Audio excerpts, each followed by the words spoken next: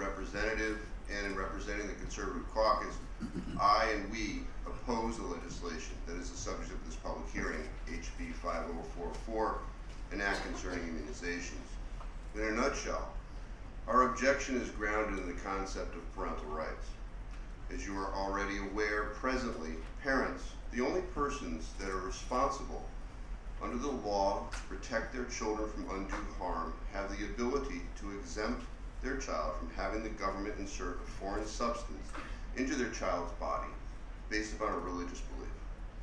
The effect of this legislation would be to remove that parental option, and what we're ultimately left with is a government-forced inoculation over the objection of that parent. From my perspective, such a legislative initiative has more the makings of science fiction than of good governance. It is my understanding that should this legislation pass, that Connecticut would be one of only a handful of states that has no exemption at all, whether it be religious or philosophical. In fact, 16 states have a more expansive exemption, allowing for such things as a moral, philosophical, and personal objection, as does Maine. And we urge you that if you find it necessary to eliminate the religious exemption, that you replace that and expand it with the ability of a parent to raise a moral, philosophical, or personal objection to an immunization. Some say that forced inoculations are not the result, that a parent can still make that choice, but if they do, this legislation penalizes that parent by stripping the constitutional right to a free public education, a constitutional right that has been sustained by our courts. Think of that for a moment. A parent makes a conscious decision to object to a foreign substance being injected into their child, and the government says comply with the intrusion or have a constitutional right stripped. That is not the America that our founding fathers envisioned. Well, maybe they did, and that is why we have elections, where elected officials who punish parents for trying to protect their children can be replaced with ones that respect that right.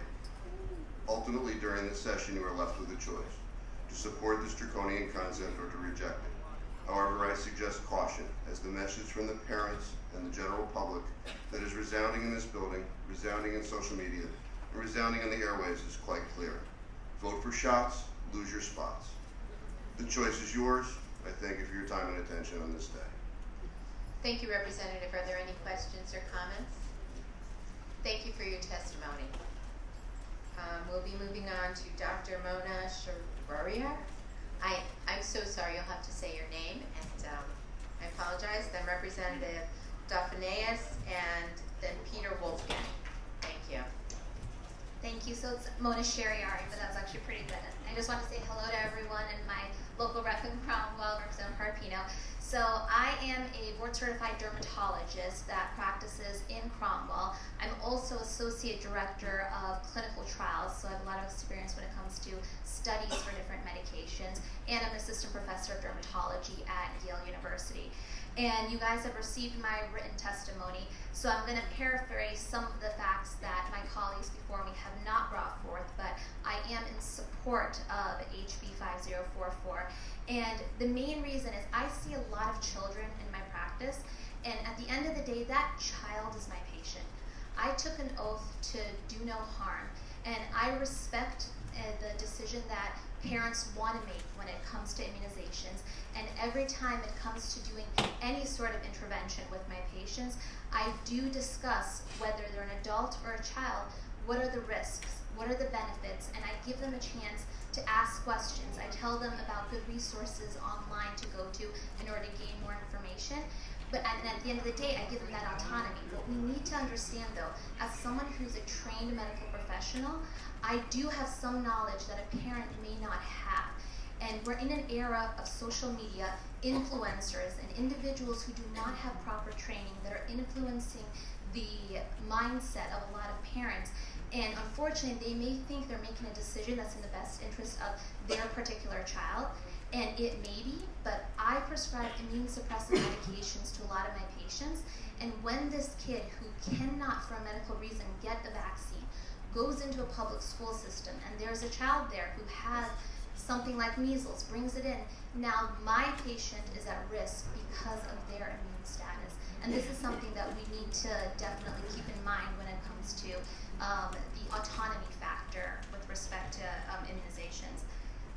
In addition, the other piece that I want to bring up is the medical home is very important for the administration of vaccines. I know you guys have heard testimony about not getting enough knowledge, or the doctors didn't seem to want to listen about the side effects. That's why the people administering these vaccinations should have proper knowledge about the risks and the benefits. And just a 30-second comment. I know there was some testimony earlier about us being fearful of our license. I have absolutely no fear when it comes to giving recommendations. Again, I took an oath to do no harm and give patients autonomy, and I take that very seriously. Thank you for your time. Thank you, doctor. Are there any questions or comments of the doctor? Representative Carpino? Thank you for coming up. Can you maybe elaborate to something I asked one of our prior folks here about? Have you ever felt as though your professional opinion having to do with a medical exemption would cause you any difficulty within the profession amongst your colleagues? So ignoring licensing, but any difficulty amongst your colleagues? Absolutely not. So I'm a practitioner that prescribes biologic medications for diseases like psoriasis and eczema. And I'm one of probably 10% of physicians in the nation that it feels comfortable prescribing these medications. So every day that I have a discussion with a patient about a life-changing medication, it's a moment where 90% of my colleagues are not going to agree with what I decide to do. But at the end of the day, they are not my patient. The person sitting in front of me is. And every time I tell them, you know what?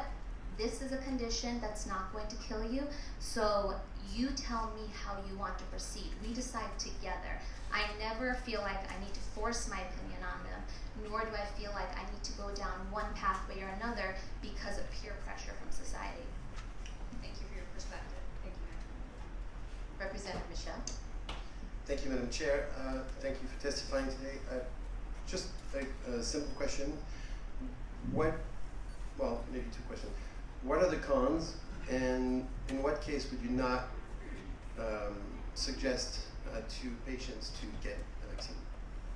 To get a vaccine? Yeah. Well, the perfect example is, again, the biologic medications that I prescribe. These individuals are slightly immune suppressed, so certain live vaccines will be unsafe in these patients. So I make sure that not only the patient knows ahead of time that going on this medication means they may or may not be able to complete a series of vaccines, and that's clear even in a pediatric population, but I also make sure their physicians are aware as well, because I'm a dermatologist, so I work closely with the primary care doctors, that I put this patient on this medication, so we cannot proceed with X, Y, and Z vaccine, or if this patient's going to be going out of the country and needs certain live vaccines, they are not going to be a candidate for it. Thank you, Madam Chair. Thank you. Thank you. Any other questions or comments? Thank you for your testimony, doctor. Thank you. Next, we have Representative Dauphinais, followed by Peter Wolfgang, then Representative Haynes.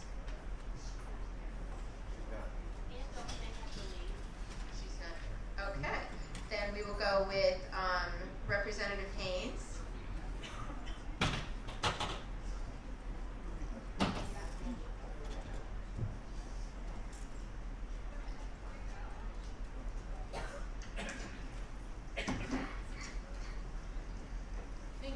Co-chairs and vice chairs, ranking members, and distinguished members of the Public Health Committee. Thank you for allowing me to testify in opposition to HB 5044, an act concerning immunizations. I'm here today to stand for constitutional rights like religious freedom and public education, which are sacred to Connecticut citizens. I encourage the Public Health Committee to look for specific, limited ways to better serve public health safety than this broad brush approach by repealing our constitutional rights. I would like to yield my time, with your permission, to Attorney Peter Kamakali-Woolley of the Parental Rights Foundation. Thank you, sir. If you haven't already done so, can you sign up with the clerk? Yes, ma'am, I will do that. My name is Peter Kamakali-Woolley. I am an attorney. I'm privileged to be here. Thank you for hearing my testimony. I previously submitted written remarks which talk at length. There's been a lot of discussion in the hearings of the 5 hours or so that's been going on about the medical pros and cons of vaccinations. I'm not here to talk about that. I'm not qualified to talk about that. What I would like to spend some time is reminding the committee that what is at issue in this bill is the religious exemption. And Connecticut has a proud history of religious liberty that should be on the committee's mind, I think, as you're considering this. This goes all the way back to a sermon preached by Reverend Thomas Hooker here in Hartford, 1638, where he stated that the just consent of the governed is the only basis of liberty and a free government. That sermon was the direct cause of the Fundamental Orders of Connecticut 1 year after, the first written constitution in our hemisphere. The Danbury Baptists, who wrote a letter to Thomas Jefferson, in which he famously wrote that the Constitution erects a wall of separation that prevents the government from interfering with the rights of conscience. Those Danbury Baptists were here in Connecticut. Cantwell versus Connecticut, the first United States Supreme Court case that extended those First Amendment protections to the residents of the states, was brought by a Jehovah's Witness from this state. And in 1993, Connecticut joined many sister states in adopting the Religious Freedom Restoration Act, which recognizes that in order to interfere with and substantially burden the free exercise rights of any person, the government bears a high burden. The choice before this committee today is whether to stand in the flow of that history or whether to strike a blow against it. And I strongly urge you to vote against this bill and to perpetuate the freedom that Connecticut has long stood for. Thank you, sir. Any questions or comments? I thank you very much for your testimony. Next we have Peter Wolfgang, followed by Representative Hughes, followed by Laura Canto.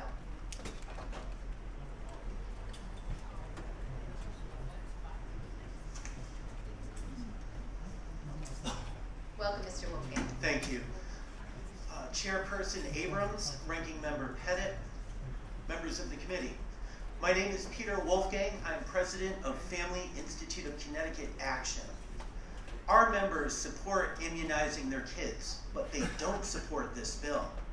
Family Institute of Connecticut, in fact, all 7 of my own children are vaccinated, but we don't oppose vaccines. But our members oppose 5044 because they see an unpopular group being targeted in a way that may eventually harm us all. It's troubling to our members to see this bill attack the conscience rights of a small number of parents who object to vaccines on religious grounds. It begs the question of what other medical treatments the state may declare medically necessary despite parental or religious objections. Our members are concerned that the same forces targeting the religious liberty and parental rights of anti-vaxxers will come for the religious liberty and parental rights of our own families someday. Our members are concerned that if we don't speak out for anti-vaxxers now, when they come for our own families, there may be no one left to speak for us. Anti-vaxxers are low-hanging fruit. They are a small, unsympathetic group of people with beliefs almost no one accepts. They reject the social consensus sealed by the experts, and against them it feels as if a panic was ginned up to further a larger agenda. I want to say something about listen to the experts. You heard that from one of the speakers from Yale. You heard the science is clear. You know, we just ended a decade, the 2010s, during which a respected pediatrician was convicted of abusing scores of Olympic athletes. Priests and teachers abused children, and bishops and teachers' unions covered it up. Financial regulators were asleep at the wheel during the subprime loan crisis, which gave us the Great Recession. And our own great U.S. Attorney for the state of Connecticut, John Durham, is currently investigating the FBI for possibly illegally spying on a presidential campaign. This is the world that we live in. I'm reminded of Ross Douthat, the New York Times columnist, who had a column wrapping up the 2010s. And this I found very striking. He said, in case after case, the 2010s were a decade when cranks were proven right and the establishment wrong. In this sense, the Jeffrey Epstein scandal was an appropriate capstone for the decade. Why do I mention all that? Because... Sir, the alarm went off, so sure. If you could wrap it up, please. Thank you. This doesn't take place in a vacuum, this lack of trust in the experts. I'm not saying don't listen to the experts. I'm saying a certain level of skepticism is in order, given the world we now live in. Thank you. Thank you very much. Are there any questions or comments from the committee? Thank you very much for your testimony. Thank you. Next we have Representative Hughes, followed by Laura Canto, and then Representative Mastro Francesco.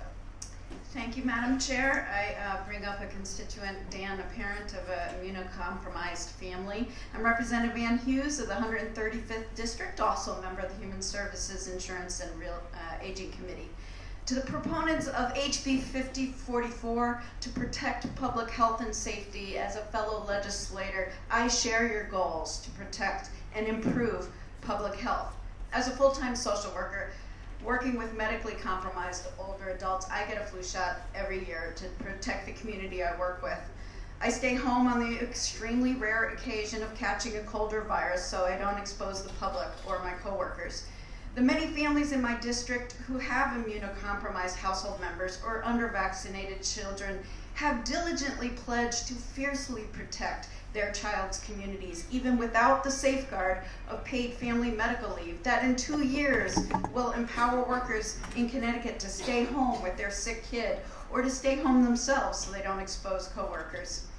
I have deep faith that we can improve our public health across this great state of Connecticut, and I think HB 5043 starts to do that, and I applaud that. 1, let's demand accountability from Big Pharma and the vaccine industry, and demand rigorous, independent, blind placebo testing to the same standards as FDA food safety for all biologics before being summarily added to the CDC recommended schedule. Remember, these are the same actors that our AG is suing.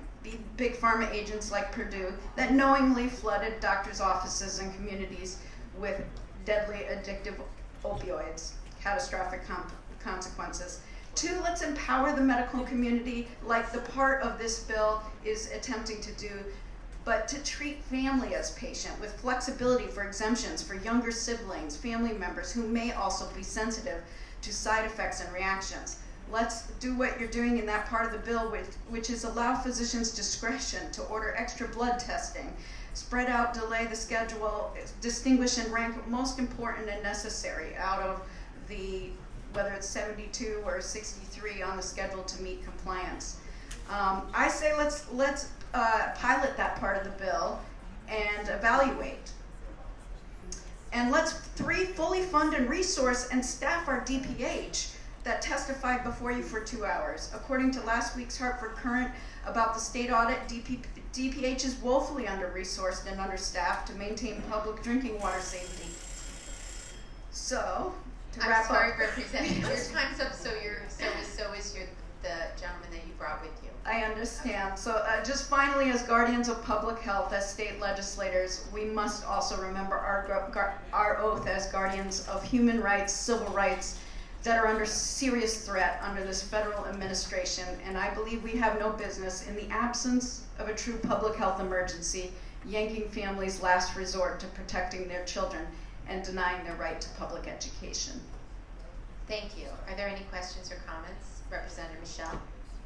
Thank you, Madam Chair. Thank you, Representative Hughes. Thank you, Mr. Flagg. Ms. Hughes, you introduce your guest as, I can't actually repeat the words, maybe because I'm French, but immunocompromised family, yes. Thank you. Now, Mr. Flagg, can you elaborate on that, please? Yes, my wife has multiple sclerosis, a neurodegenerative autoimmune disease. In 2017, she received high-dose chemotherapy at Northwestern University in Chicago. Her discharge paperwork said, quote, avoid contact with any individual who has had a recent live vaccination for 6 months.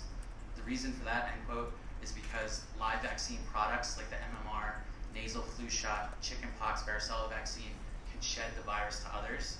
Her discharge paperwork didn't say the unvaccinated were a risk to her health. I just want to point that out. She's immunocompromised. And our health professionals in our life said we should not be vaccinating our children until they're at a minimum 6 years old due to my wife's condition. And a child's immune system is not fully developed until they're 6. So I will have to leave the state if this bill passes in its current language and form.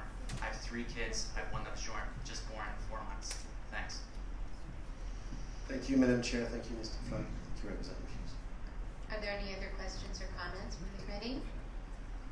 Hearing none, thank you very much. If you would please sign up with the clerk if they don't already have your name. And I just want to remind everyone again that we've reopened sign-ups here on the second floor to the left. If you care to sign up. Madam Chair, I also would ask to submit our Superintendent of Region 9 Schools testimony for your review. Sure, I brought it with them. Submit that through written testimony. Thank you. Next we have Laura Canto, followed by Representative Master Francesco, followed by Dr. Larry Pilevsky.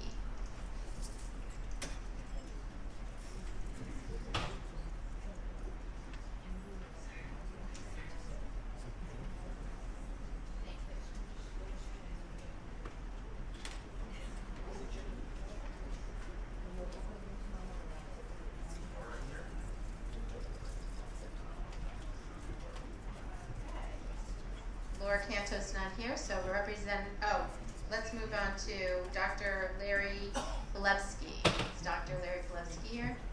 Thank you, sir.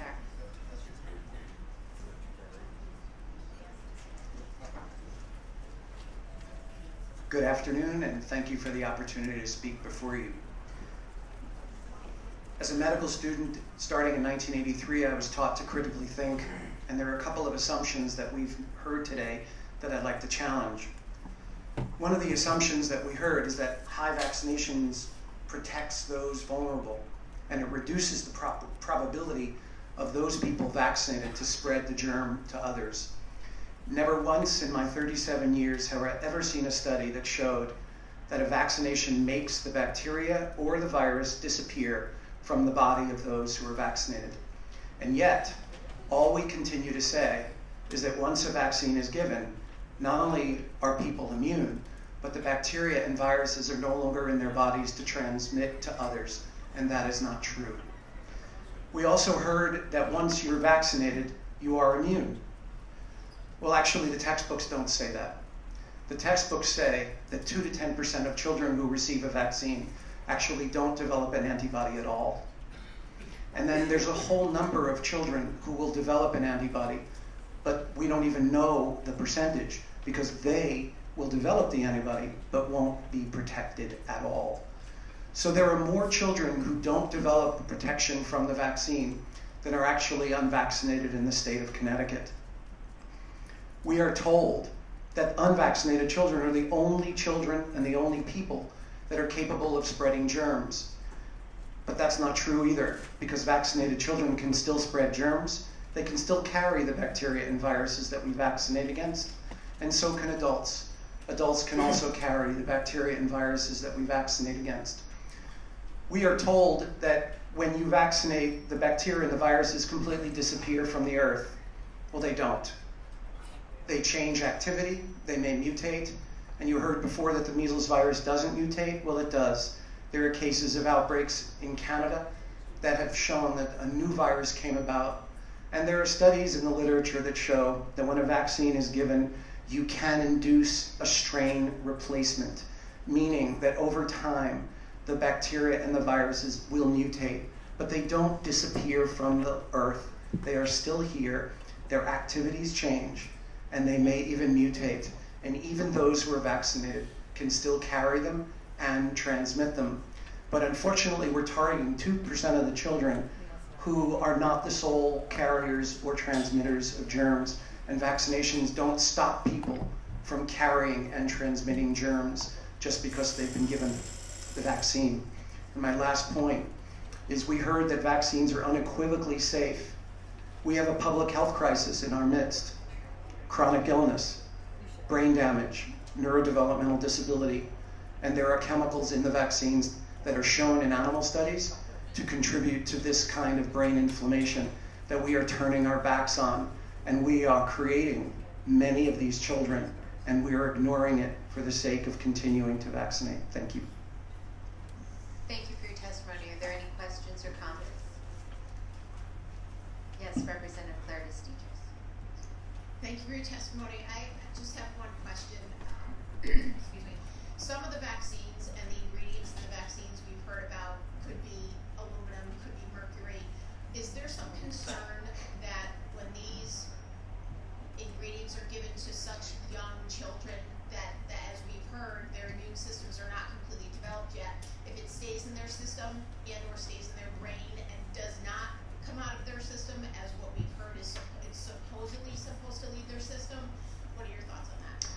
Well, you heard earlier that there's no real concern about aluminum because it's such a small amount, and so it really shouldn't matter. But the kind of aluminum that we put into vaccines is a different kind of aluminum that we see environmentally. This is called a nanoparticle, and nanoparticles bind really tightly to the bacteria antigens, the virus antigens, the food protein antigens, and any other contaminants that are in the vaccines that we may not know about. And we know that the biochemical properties of nanoparticles is that they are capable of entering the brain. And so we have not evaluated the safety of the aluminum nanoparticle and its injection, and where it goes when it gets into the body, and whether it gets into the brain. Do vaccine ingredients belong in the brain? No. Do they get into the brain? No one has ever studied it.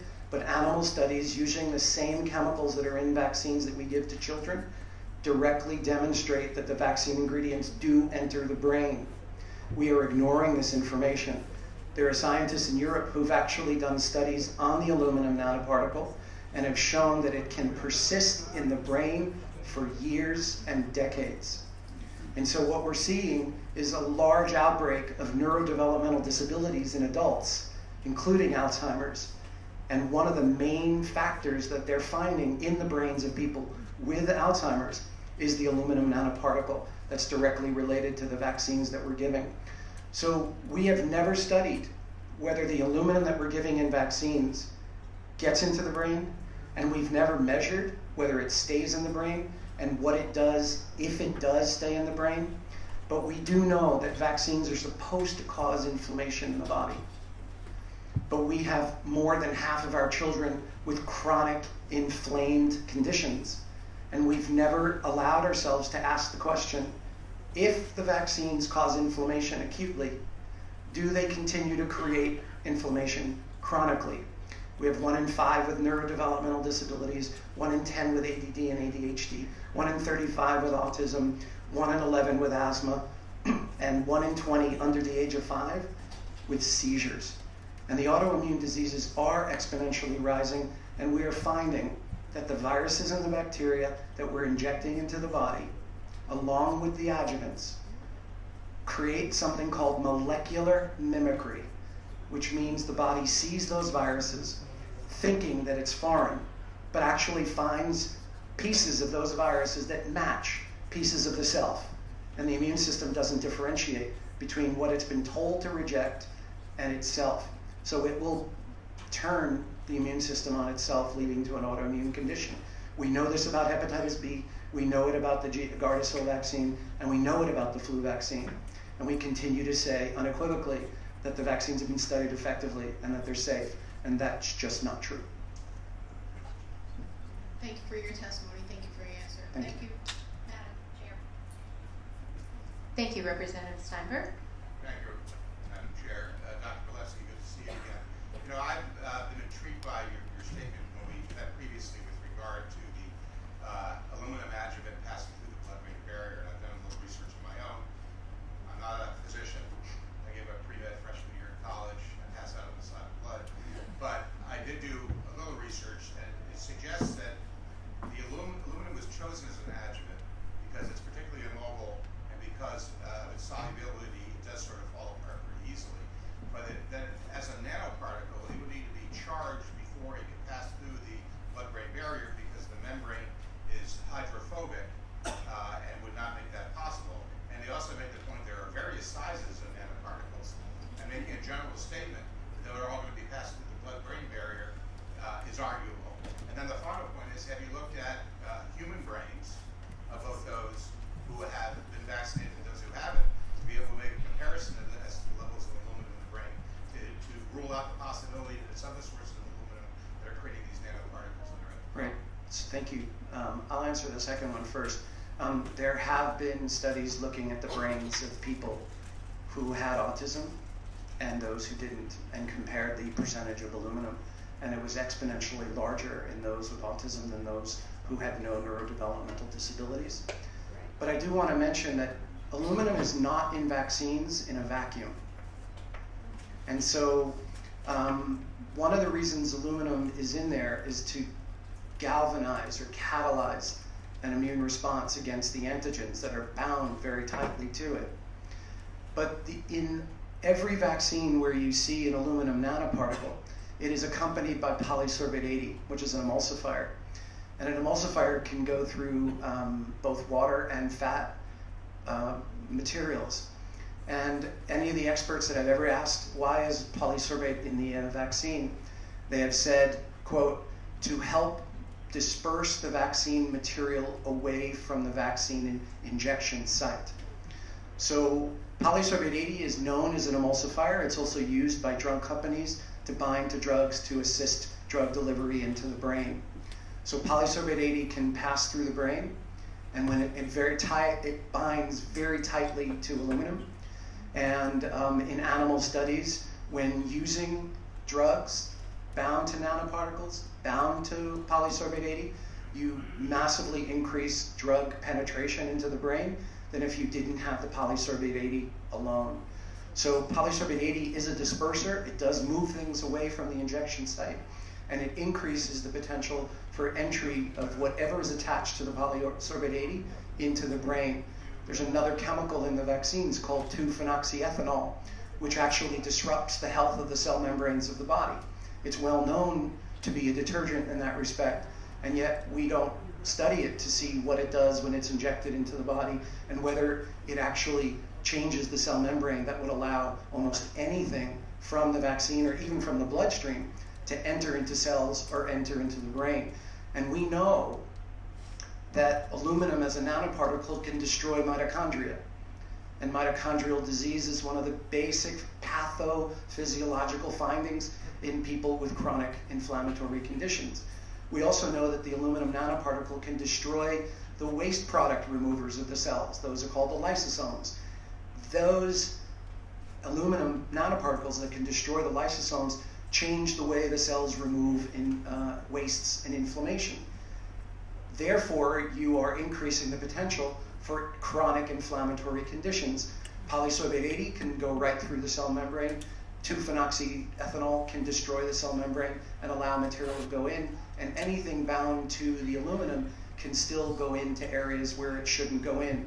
And so when you hear millions of parents, it's not even hundreds of thousands, but when you hear millions of parents saying, my child was fine and then deteriorated pretty badly, and you have millions of parents hearing from their physician, that had nothing to do with the vaccine, but the parents saw it right in front of them. It's our job to say, is there something in the vaccines that actually can penetrate the brain, that can disrupt the mitochondria, that can destroy the lysosomes, that's doing this?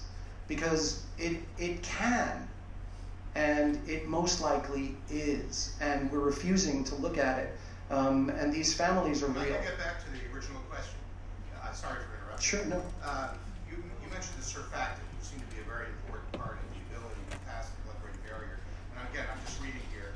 Nanoparticles solvated by a highly charged or highly polar surfactant coating are incompatible with the hydrophobic core of the membrane, so they don't go through cell walls. And if you turn the surfactant toward being more hydrophobic, you also decrease the lifetime of the nanoparticle because they no longer remain as readily soluble and will begin to aggregate as bucket balls and the like. So the point being is, the argument is that a surfactant brings the adjuvant through with it, from what I've read, seems to be arguable. Sure, but if you look at the pharmaceutical literature says that, number one, they have trouble penetrating the brain by delivering drugs because of the presence of the blood-brain barrier. Number two, if they attach a nanoparticle to the drug, they can increase penetration of the drug into the brain. Number three, if they put an emulsifier like polysorbate 80 bound to the nanoparticle, they can increase penetration of the drug in the animal studies 20-fold. So I don't know what reference you have, I'd have to look at it, but there is scientific evidence to show that when an emulsifier like polysorbate 80 is bound to a nanoparticle and that bound to a drug, it can enhance delivery into the brain across the blood-brain barrier, and vaccines are constructed in the same manner. Polysorbate 80, aluminum nanoparticle, bound to antigens that are in the vaccines. So I agree with you that the whole purpose of the surfactant is to ease the passage. But what I've read at least, and I'm glad to share it with you, suggests, well, first of all, it's not their intent for the adjuvant to be the one passing through the blood-brain barrier, and that aluminum is particularly poorly suited and perhaps selected as an adjuvant because of the greater difficulty that passing through the blood-brain barrier as a nanoparticle, even with the presence of the surfactant, which I imagine is there to bring other elements of the drug through the blood-brain barrier. Sure, but there have been numerous studies done by people outside the mainstream medical community who have attempted to look at what happens to the nanoparticle when it's injected into the body. And they have found that not only does it penetrate the brain, it persists for years.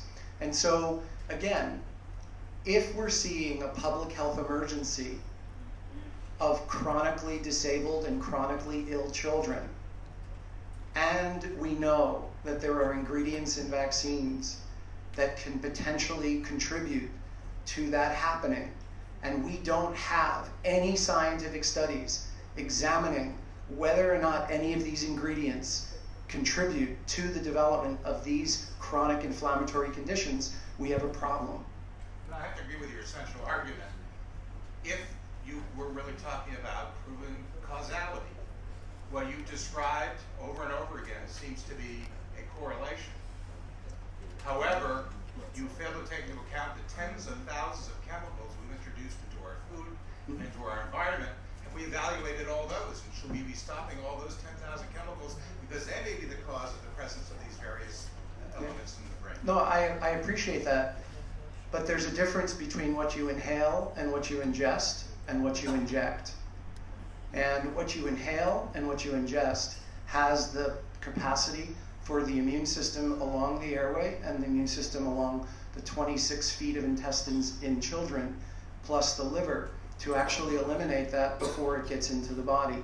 But when you deliver it through an injection, 100% of it gets in, and it's never been studied as to what happens to it and whether or not it stays in the body, and what it does when it stays in the body, and what does it bring with it, especially since we know that there are contaminants in vaccines, like foreign cells, like foreign DNA. I mean, in 2005, the FDA reported that they knew that there was foreign DNA in the vaccines, and they didn't study it at all. But they did make a side note and say, well, we don't know if it's going to cause any damage, and it could, but we're just going to tell you what the amount that's legal for being in the vaccine. So we don't know everything that's attached to these nanoparticles. We assume that when you inject the vaccine, it's not going to hurt you.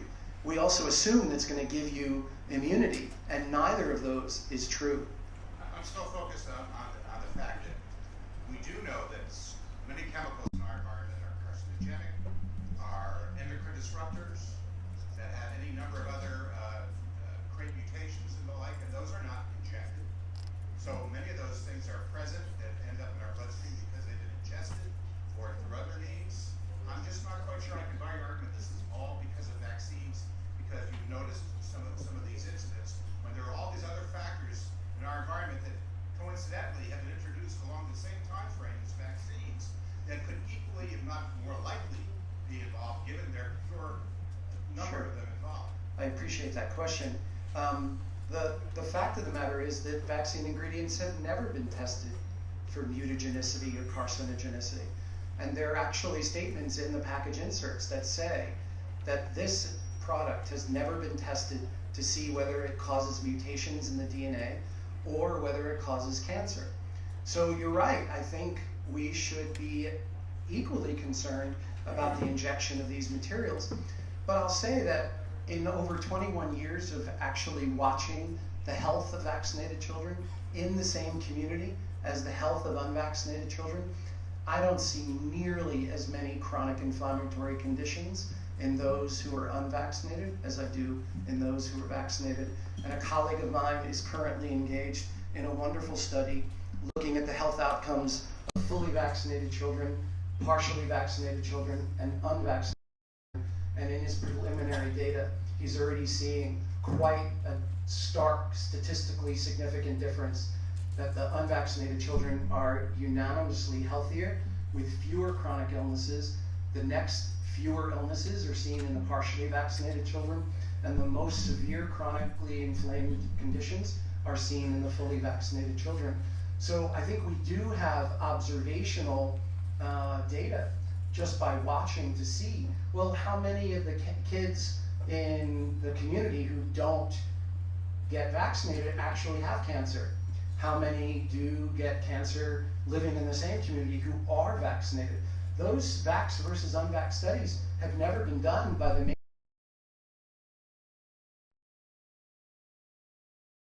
community. So I agree with you. I think environmental chemicals are definitely a concern, but we're seeing stark differences just based on vaccinated versus partially vaccinated versus unvaccinated in the same communities. And we're seeing it in the same families, where you have parents who vaccinated their eldest child, saw very significant damage done to that child, and then had 2 or 3 more children and did not vaccinate them or partially vaccinated them. They have their own study because they see that the youngest who have not been vaccinated are far and away the healthiest, living in the same home, living in the same environment, the same exposure to toxins, the same exposure to parenting, same foods, same medical care, and different health outcomes. And my experience is that the medical community refuses to acknowledge that there are faults with the vaccination system that are much greater. Vaccine injury is much more widespread than we're giving it credit for. And when you have 2 to 10% of your children in the community who might not even develop an antibody, you already have a tremendous number of children who are not even immune. So we're saying that all these children are immune, but vaccination doesn't guarantee immunity, especially for those who don't develop an antibody, and then for those who do and don't even get protection even if they do. It strikes me that we're sitting in a scientific community and we're saying that if you vaccinate a child, the virus or the bacteria just disappear from their body and they can't transmit it anymore. That has never been proven, but it is generally believed to be true. And we propagate that without really looking at the science. So we're making a lot of assumptions that the only people carrying the germs that we have to worry about are the unvaccinated, because somehow the adults don't carry it, and somehow the vaccinated couldn't possibly carry it because they've been vaccinated, even though more than 10% of them might not even be immune from it. So there are a lot of assumptions here that I think we're just agreeing to that really is not scientific at all. I would certainly agree with you. There are a lot of assumptions in this conversation. Representative Michelle. Thank you, Mr. Chair. Thank you, Dr. Palevsky, for coming to testify. I have some questions to ask. 2 questions. One, why do doctors recommend that all pregnant women receive flu and DTaP vaccines if vaccine products have never been tested for safety during pregnancy, and when there are no studies to prove that it even prevents these infections in infants? And does the recent study about flu vaccines and increased miscarriage rates concern you? I'll answer the second one first. There's definitely divergent views about whether the flu vaccine contributes to miscarriages. You have the medical community that says no, and then you have increasing numbers of mothers, pregnant women, who are saying, yeah, I was fine, I got the flu shot and I miscarried. And then you hear the authorities say to them unequivocally, no, it had nothing to do with the flu vaccine. So we're losing experiential and observational data because our belief systems refuse to acknowledge that there may be an uptick in the number of women who are undergoing miscarriages. But the thing about giving flu vaccine and Tdap to pregnant women basically supports the idea of cocooning, meaning that if you vaccinate the mother or the pregnant woman, she will be immune so that when her baby is born, the baby will be protected from getting pertussis, basically. Diphtheria is really non-existent, even though it's around, it's just not causing infections, and vaccines don't make the germ just disintegrate into thin air. But it's also to theoretically prevent her from developing the flu. But 9 years ago in the Vaccine Journal, there was a study actually looking at flu vaccine in pregnant women. And it showed that women who were given the flu vaccine had increasing inflammatory markers. And nobody knows what they mean. But yet, you have literature that demonstrates that babies that are exposed to increasing inflammation in utero have increasing incidence of schizophrenia and mental health disorders by teenage years. So again, we're not looking at the long-term effects of injecting material that does cause inflammation. And then again, if it does cause inflammation, how chronic is that inflammation? Does it persist? And then when you re-vaccinate and get further exposed to other factors in your environment that stress you, are you creating a downhill effect of further disease?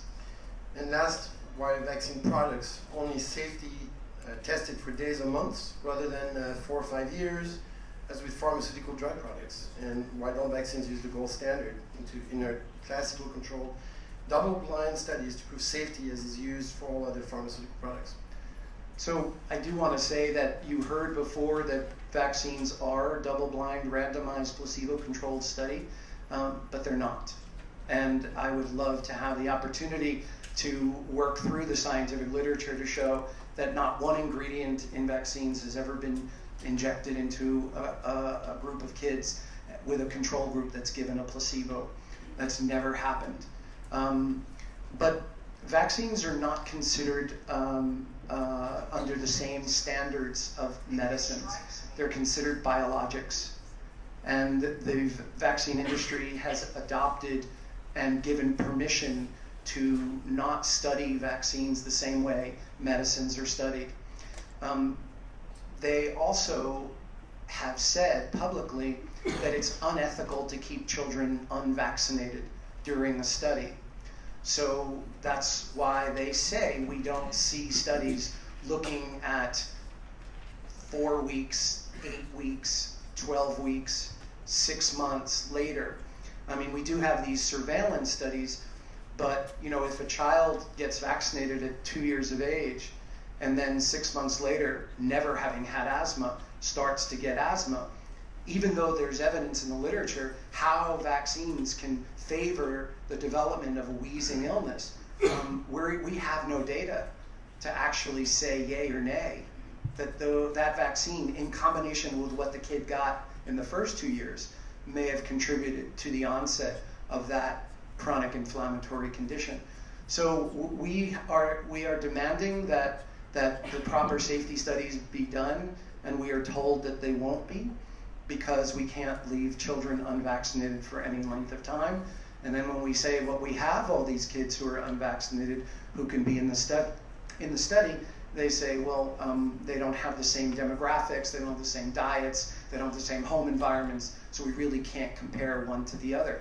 But we do have the families who have the fully vaccinated, partially vaccinated, and unvaccinated kids. And we don't have the full study yet, but we have tremendous observational data that show that these kids who are unvaccinated are much healthier. Thank you. Are there any other questions or comments? Thank you for your testimony. Great, thank you. Next up, we have Representative Master Francesco, followed by Kristen Festa, and then Representative Garibay. I see you brought someone with you. I just want to make sure that you give your name to the clerk and introduce yourself, and you share 3 minutes, just to be clear. Yes, I understand.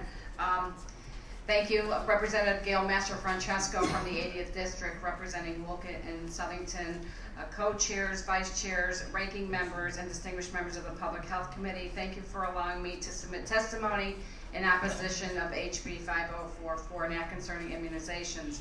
While I personally am not opposed to vaccinations, I am in staunch opposition to the state government mandating immunizations for students despite their religious practices. I did submit my testimony, but in the essence of time, I would like to yield my time to Attorney Kevin Berry. Thank you very much. Thanks for having me. I'm an attorney in New York. I'm one of the attorneys fighting to get the constitutional right back in New York for the repeal that they did. In a very, very shady vote that's on video if you ever want to see it, but it was lost by one vote where the Assembly Speaker arm twisted a guy who was on the Assembly Health Committee, and it turned a 13-13 vote into a 14-12 to pass it out of committee. I hope that doesn't happen here. I urge you to maintain the religious exemption to vaccination in Connecticut. What Connecticut has proved over the last 60 years that you can have both religious liberty and vaccine mandates. There's no problem here that needs fixing. What there is going to be is arm twisting, and we've seen that in all kinds of states. And I want to give you 5 very brief reasons of why you should consider standing up to your party bosses if it comes to that. Voting no on this bill is a vote to support religious liberty. Religious liberty in Connecticut is a forever right. You have a 240-year winning streak. Let's keep it going. Voting no on this bill, it supports right to access to public schools. That's a fundamental right. Section 3 of your Constitution, a Constitution all of you swore an oath to uphold.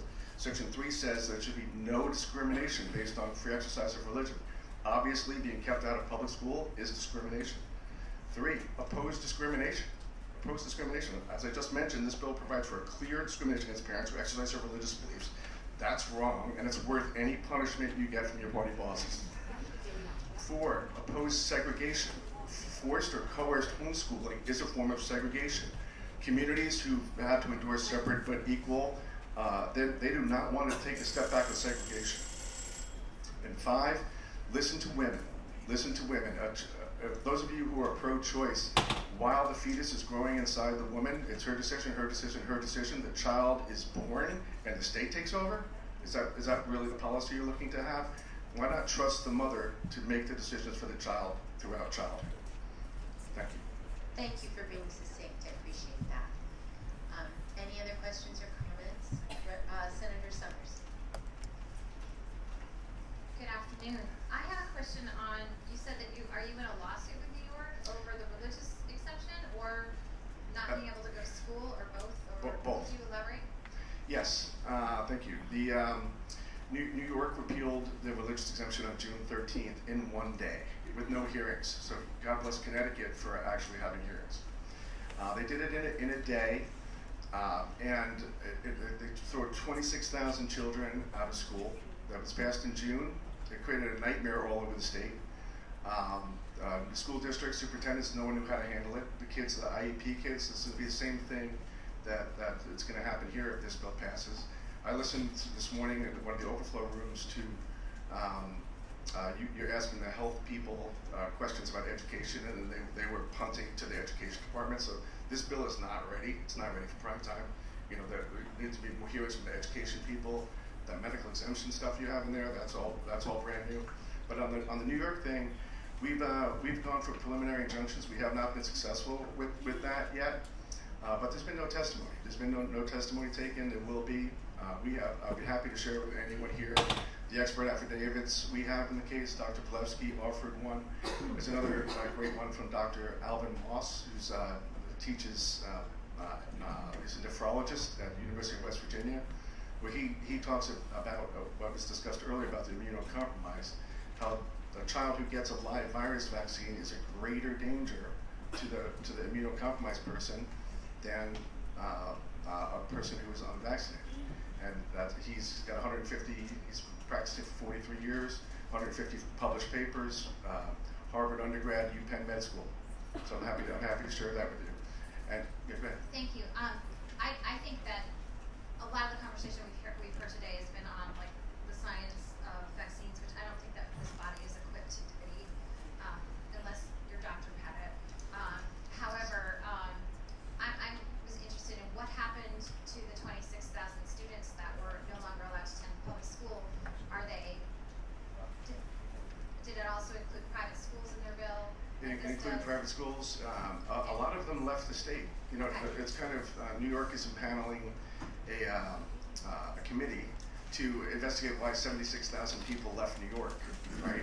And it's not that, you know, I can tell you, right? You know, and we tried to tell the legislators, because in these high-tax states, the northeast high-tax states, the biggest chunk of your mortgage, of your rent is the school taxes. So if you're choosing to live here and pay the high school taxes and then not be able to go to school, you may make a different family decision to leave. And there have been horrible situations of families splitting up, you know, because New York allowed 18-year-olds to attend because they're adults. So an 18-year-old could attend school, but a 16-year-old couldn't. So I know of a family where the 16-year-old went with the mother to Virginia, and the 18-year-old lives at home with the dad. What kind of policy is a state passing a policy that is literally separating families?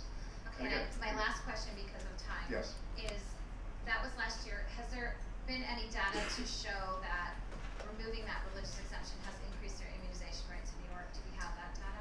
I don't have that data, but I do know that that they didn't stop outbreaks in schools. It did. There's still outbreaks in schools, and it's one of the last thing I want to put out there is just why vaccines have liability protection is because they're legally classified as unavoidably unsafe.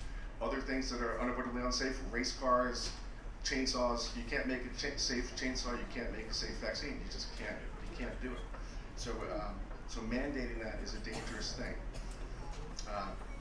And I also want to throw, what you always hear from the pharmaceutical company, the medical people, you hear half the story at best, you know, and the idea of like vaccine hesitancy being a problem. Okay, I'll agree that that's a problem. Look around, go to every overflow room here, and you'll see there's a problem. Go to the park across the street.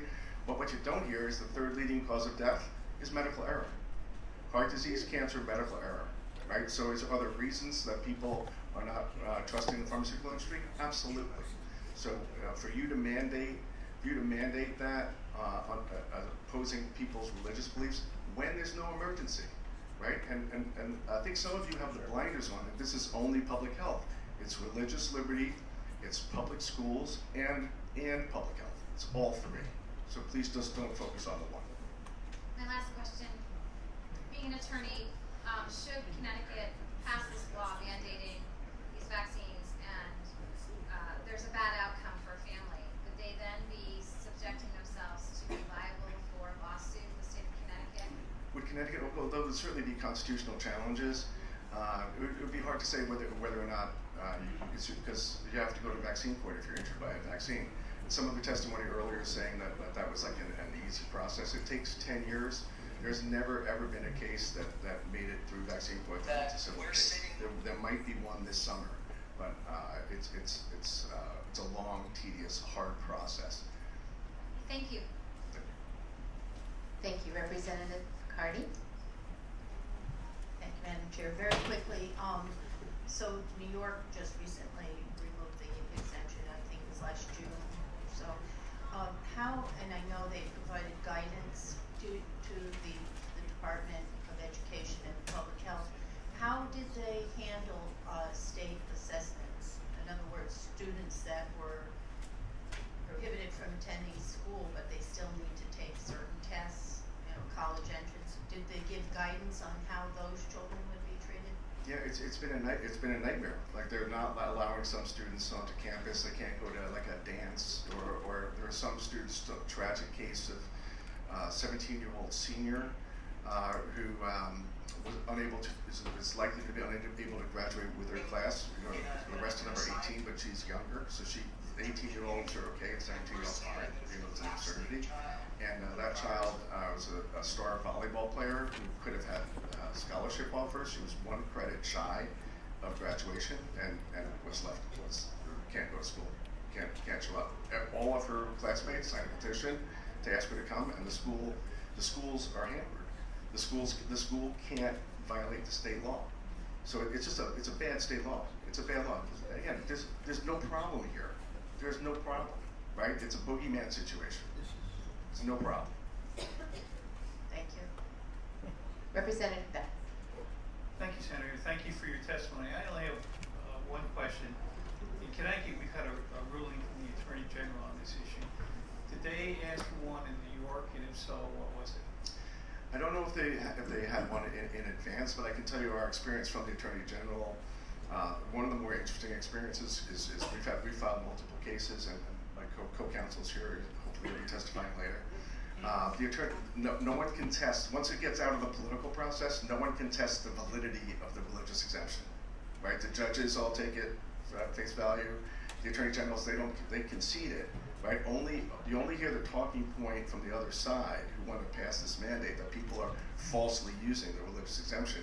You only hear that when they're trying to manipulate legislators into taking away a fundamental freedom. Thank you. Thank you. Thank you. Any other questions or comments from the committee?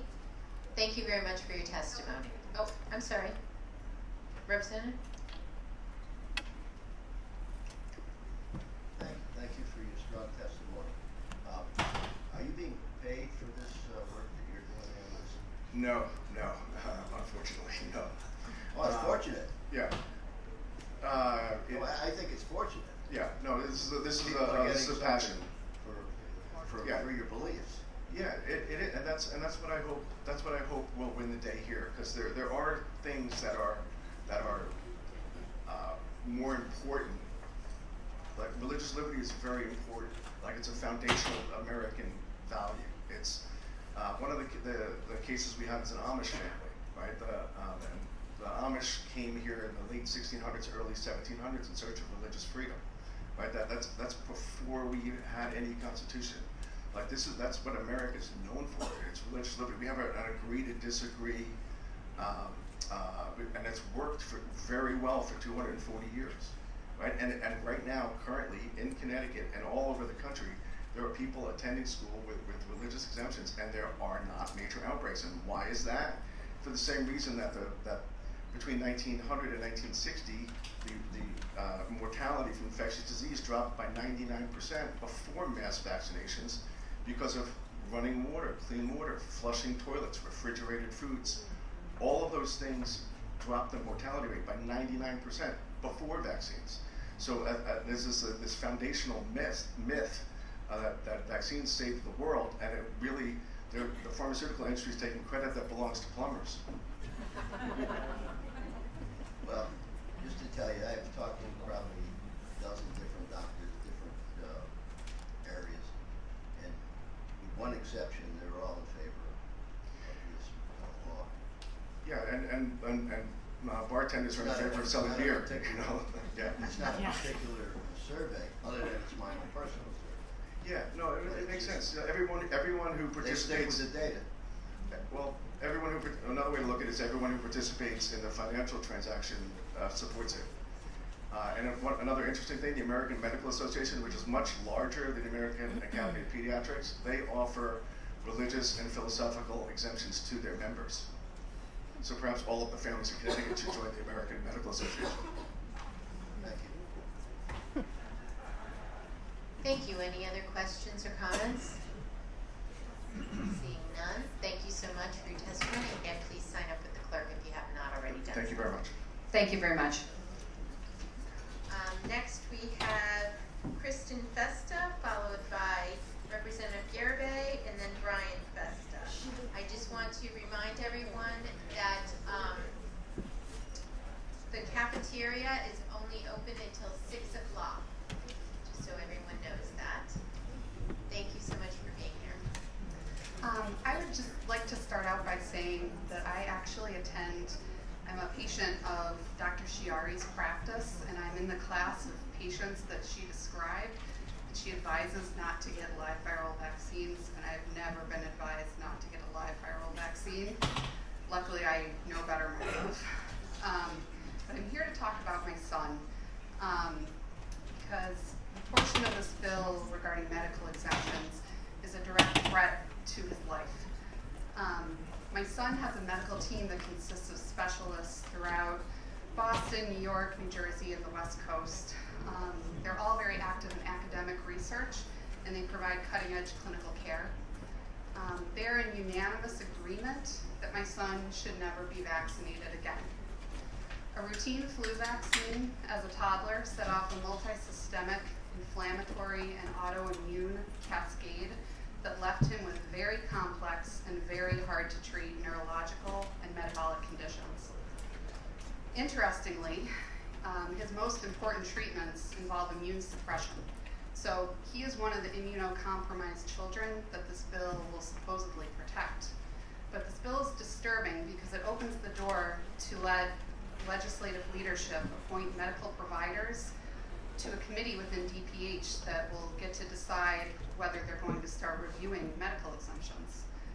They can then deny those exemptions and leave complex kids like my son without access to education, his physical therapy, occupational and speech therapies, and a school that nurtures his potential.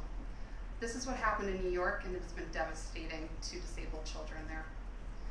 Perhaps those medical providers will have some superficial understanding of my son's conditions, but they will not be experts in neuroimmunology and metabolic diseases, yet they will have absolute power over my son.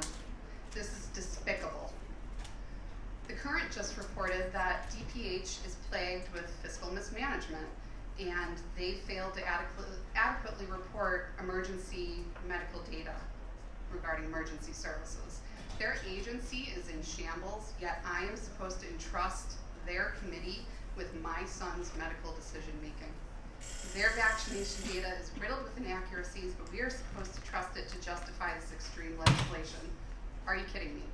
This is an abuse of power, and there is absolutely no good reason to go after medical exemptions. The physicians on this panel should be appalled that this bill will destroy physician autonomy. The rest of the legislators should take a step back and realize how many children and families will be destroyed by this bill for a made-up crisis. Do not sell out our children. I'm sorry, I'm going to have to stop you. And please do not deny my son the right to participate in this world. Thank you. Just a minute. There might be questions or comments. Any questions or comments? Thank you very much. Next is Representative Garibay, followed by Brian Festa, and then Representative Hampton.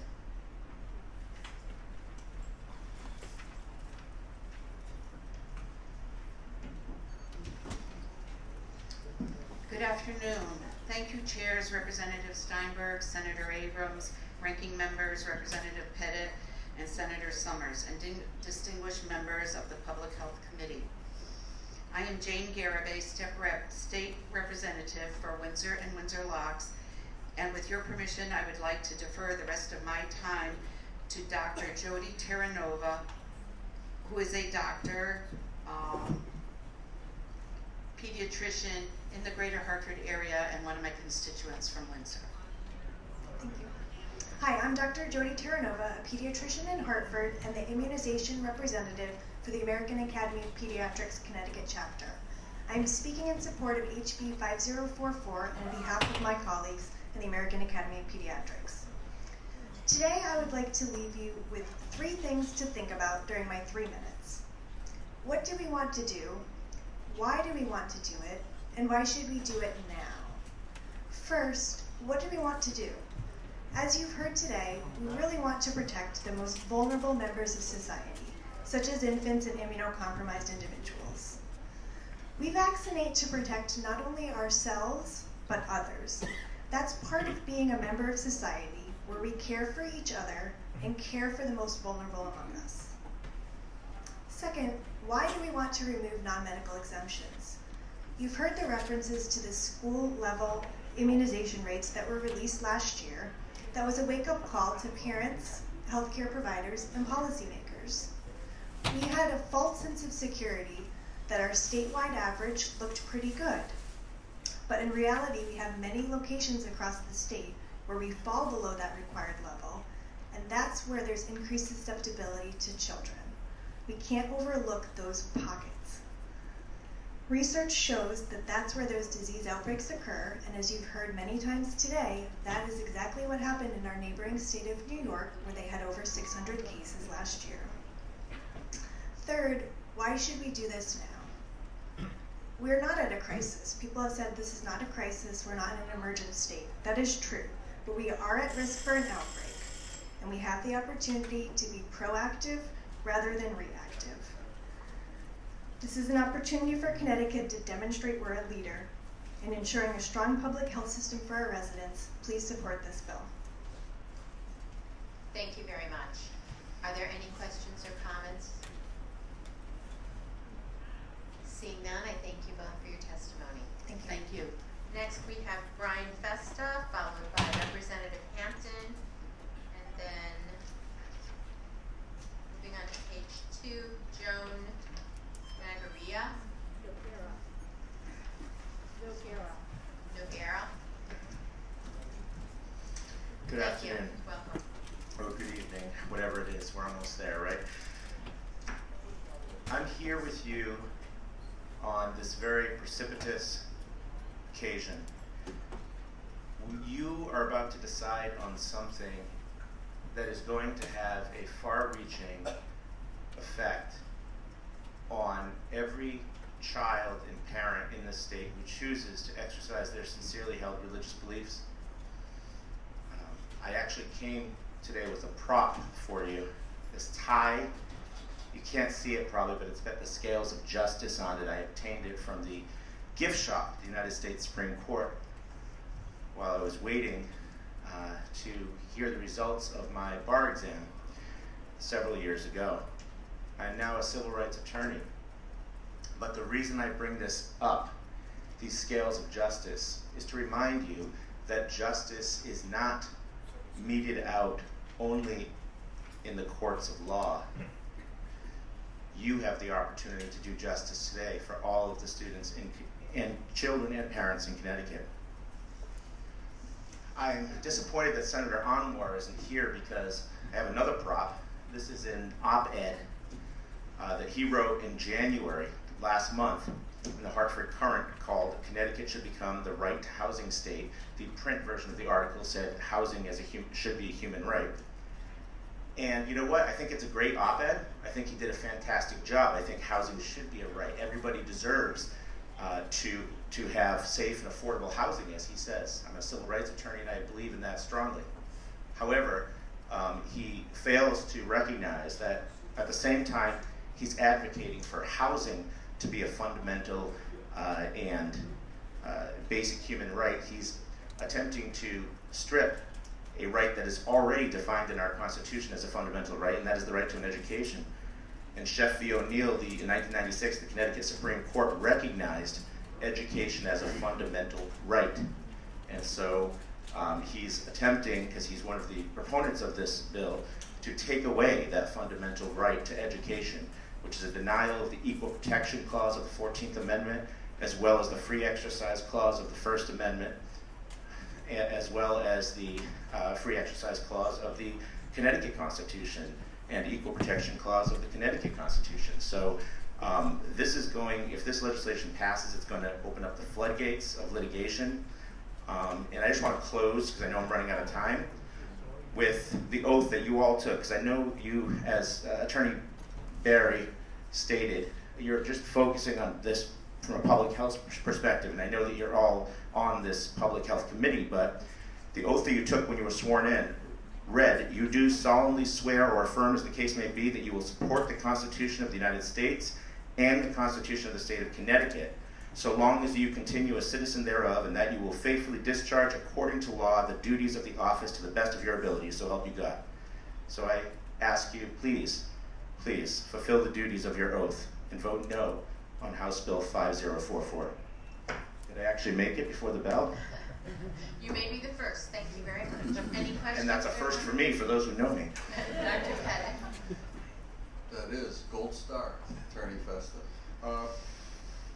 I think some of the people here, maybe most of the people, know that you were involved with litigation about the release of the school data last year. That is also contained in this bill. Can you explain further why you feel the release of the school level or aggregate data is an issue? Sure, thank you, Representative Pettit, Dr. Pettit. I feel that it really, this bill, by not just allowing but requiring, mandating the release of school level data on a yearly basis, is an infringement of privacy, even though names are not used. Many of you, no doubt, I know Dr. Pettit is, and Dr. Anwar are familiar with the ins and outs of the HIPAA law, the federal HIPAA law that protects patient privacy. Well, that law says that although it is not a direct identifier, okay, to release obviously things other than names and social security numbers and dates of birth, it is an indirect identifier to release certain information, such as, it doesn't say immunization status, it actually says zip codes. It actually says a zip code is defined in the regulations. If you read the HIPAA Act and the attendant regulations, it says that a zip code is known as an indirect identifier. So if even a zip code can be an indirect identifier, I don't understand how it's okay to release vaccination status, especially at a school like my son's that only has about 50 students for kids on the autism spectrum, where it has, my son's school has the 7th highest rate of religious exemptions in the state. Those parents, most of those parents know each other. They can very quickly figure out who are the unclean, as they would put it, and who are not. So this is a dangerous invasion of privacy. Thank you for that response. Thank you, Madam Chair. Any other questions or comments? Representative Michelle. Thank you, Madam Chair. What about special needs students on IEPs who claim a religious exemption? Doesn't federal law require that they receive a medication? Thank you. My son actually, as I mentioned, he's on the spectrum. He is a special needs student. He is on an IEP. And yes, the Individuals with Disabilities in Education Act does mandate that all schools which accept federal monies, federal funding for special education, provide each and every student in those schools who are on IEPs with a free and appropriate public education known as a FAPE. And so there is no carve-out in this bill for kids on IEPs. And that's very troubling to me as the parent of a special needs student, because he will be required to still be educated, but where is he going to be educated? Attorney Barry told me, we were speaking about this last night, that in New York it's been a mess. They have kids getting occupational therapy in public libraries. They have kids getting, their ABA or speech therapy in, community centers or in their homes, or all different places they have to travel to get their special needs met because they can't have them in the school. And I actually think it's going to result in a pretty serious, if not direct fiscal note to the state, and indirect fiscal note, because what's going to happen is it's going to be far costlier to provide those special needs students with the programs and services that they need. And so what you're going to have to do is find all these alternative placements, so the schools aren't going to come to the state, come to you guys, as they always do, begging for money. They're going to need more money for special education because they're not going to get enough from the federal government. And then you may have to turn to the federal government for it. So it's going to be a mess. And I think it's something that can be avoided, especially because we don't have a public health crisis. I know there's talk of there's this dangerous trajectory. If you drill into the numbers, some of my colleagues are going to do that later, so I won't get into that. But there is no dangerous trajectory. There's a very, very small incremental increase in the use of religious exemptions, and there have been no serious outbreaks in Connecticut, no deaths, and certainly no cases of the measles that have been attributable to anyone using a religious exemption. We don't have any data to support that. Thank you, Attorney Festa. Thank you, Madam Chair. Thank you very much. Any other questions or comments? Thank you very much, sir, for your testimony. Thank you all. Next up, we have Representative Hampton, followed by Joan Noguera. I know I said that wrong probably again. And then Representative O'Day. Is Representative Hampton's not here? Okay. Then we'll go on to Representative O'Day. Is Representative O'Day here? No. How about Representative Belinsky? Yep. Thank you, Representative Belinsky. Come on up.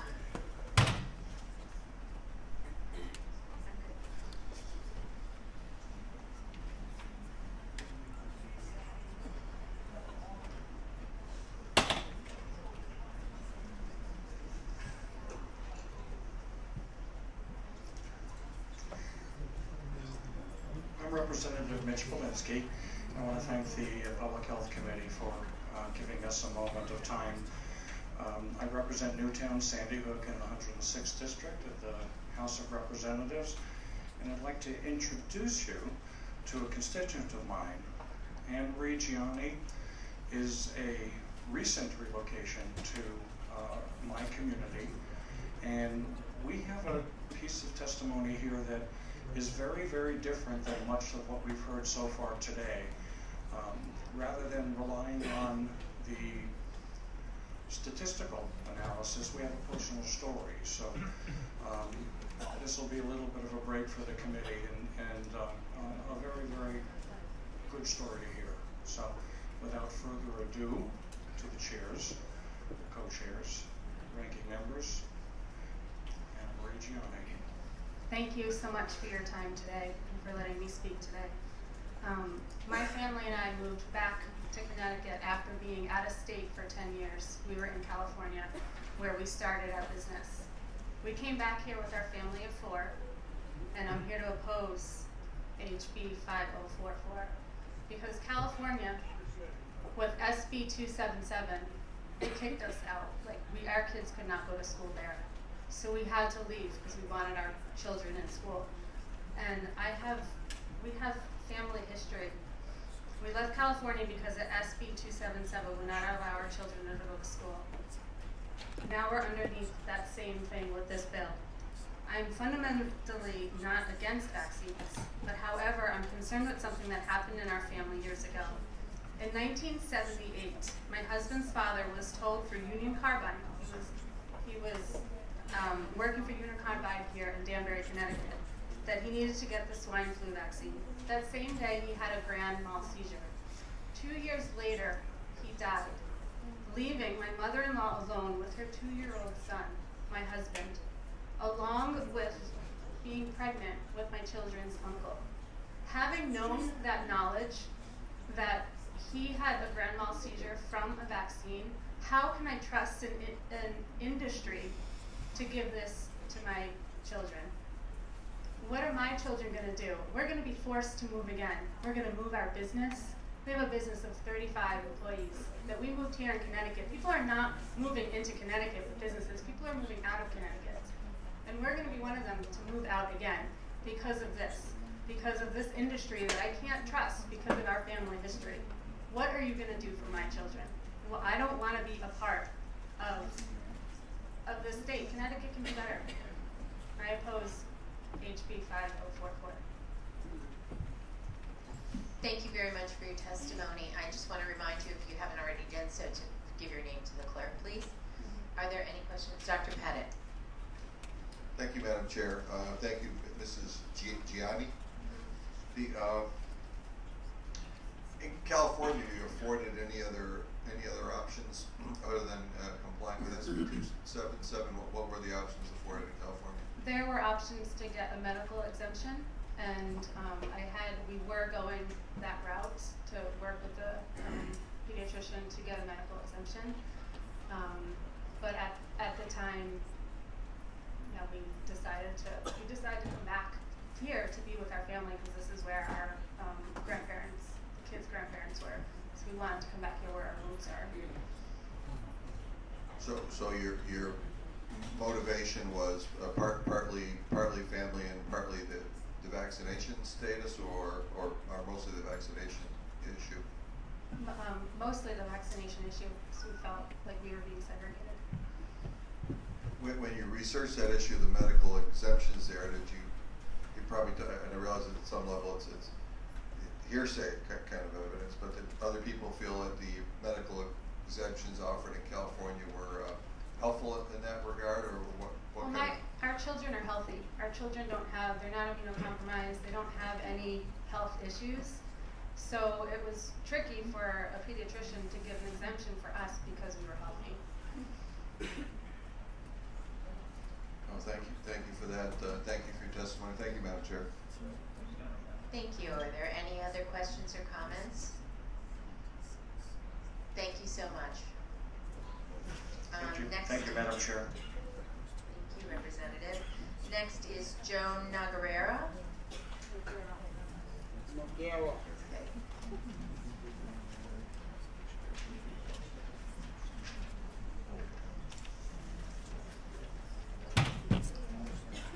Welcome. My name is Joan Noguera. Dear Public Health Committee members, I'm writing to vociferously oppose HB 5044. This bill proposes to take away the religious exemption in Connecticut. Doing so is an extreme and abusive overreach of power. As legislators, you were not elected nor have the constitutional authority to legislate upon religion. Religious freedom is a First Amendment right that our forefathers bravely fought for and won. It defines American freedom, and it is the cornerstone of democracy, of our democracy. Given by our Creator is life, liberty, and the pursuit of happiness. It is not possible to have these things when vaccines are coerced upon your constituents and do cause documented irreparable injury and even death. Tragically, many have experienced these things. They are not coincidental. It is not mathematically possible to say otherwise. It's gaslighting those families who have had this happen to them. We must firmly be able to say no to vaccines, or we are no longer a free nation. Our public health laws have worked well. Why is there a need to change them? If it's to protect the immune compromised, then let's address that. Why are there immune compromised now when I knew no one who was during my childhood? Many will tell you it's resulted from a broken immune system now caused by too many vaccines. Let's do proper safety studies going forward and look at past claims data to reverse this trend and to improve the health of ourselves and our children. We are up to 72 vaccines. Do you know how many you have had? If you don't want to catch up to this aggressive schedule, don't forcibly legislate this upon our most precious babies. Follow the golden rule, which is recognized by different days throughout the world. Matthew 7:12. So in everything, do to others what you would have them do to you. For this sums up the law and the prophets. Here's a somber thought to ponder. If you were given this schedule as a child, would you be a legislator here today? Or would you be one of the incapacitated, lifelong injured, or worse that we now see? As a Christian, the Bible teaches me to honor my body, for we were created perfectly in God's image. Vaccines should always be a choice, not a mandatory procedure. Finally, Matthew 9:12 states, but when he heard it, he, Jesus, said, those who are well have no need of a physician, but those who are sick. Would Jesus approve of coerced, mandated vaccines given to quote-unquote well babies who have no need of a physician? Give that some thought. It's not likely. This legislation is being proposed and superciliously pushed throughout the country. It's a liability-free pharmaceutical industry behind it all. It's time to stop bullying and strong-arming our innocent citizens and those ethical legislators and moral medical professionals who seek to do no harm first. I'm sorry, I'm going to have to stop you there. In God we trust. Thank you so much. Are there any questions or comments? Thank you for your testimony. Thank you. Next up, we have Representative Rick Hayes, followed by Jennifer Korat, and then Representative Wilson. Welcome. Thank you, Madam Chair, and thank you to the members of the entire committee. I know it's been a very long day, and I do appreciate you staying and sticking this out with everybody. I come here from the 51st District, strongly opposed to this bill that's in front of us today. That is solely based on my belief that this is an attack on parental rights. And with that said, with your permission, I'd like to yield my time to David Odom. Thank you. I'm the founder of Constitutional Grounds. A legislator yesterday justified his decision to remove exemptions. He said that the freedom of religion is a right with limitations and that religion cannot be used to excuse harm to others. He explained that yelling fire in a crowded theater is not necessarily a protected act under the First Amendment. He said that, therefore, religion cannot be used as an excuse to abstain from vaccinations. The problem is that in yelling fire, the one causing the panic retains their Fifth Amendment rights, protections to due process of law, in which they further have Sixth Amendment protection to counsel, to confront witnesses in a public trial before a jury of their peers. In that situation, the prosecution would have to prove beyond a reasonable doubt that the alarm sounded was false before the accused could be held accountable and be deprived of life, liberty, or property. But with vaccine dictates like the one you are considering expanding today, they skip all due processes of law. They seek to prevent, in advance of anyone committing any offense, all possibility of anyone harming others by depriving freedom generally. To continue the legislator's analogy, this bill is akin to government forcing all moviegoers to submit to a medically implanted gag that would prevent any possibility of yelling out a false alarm. That this would affect other aspects of life or cause injury is missed or ignored. I think that all of you would object to such treatment, especially without having done anything to conceivably deserve it. Further, we are entitled to the First, Fourth, Fifth, Sixth, Eighth, Ninth, and 14th Amendment rights protections, which this bill violates. We submit that you must scrap this idea and create a constitutionally valid means of achieving your goal of public safety. Constitutional Grounds is ready to help in that endeavor. And by the way, South Dakota has brought forth House Bill 2050, which will repeal all vaccine mandates in the state. The Constitution state should do the same rather than going the direction you are. I'll be happy to entertain any constitutional questions. Thank you very much for your testimony. Are there any questions or comments from the committee? Thank you. I just remind you to please make sure that you sign up with the clerk. Thank you. Next up we have Jennifer Korek, followed by Representative Wilson, and then Susan Lesto.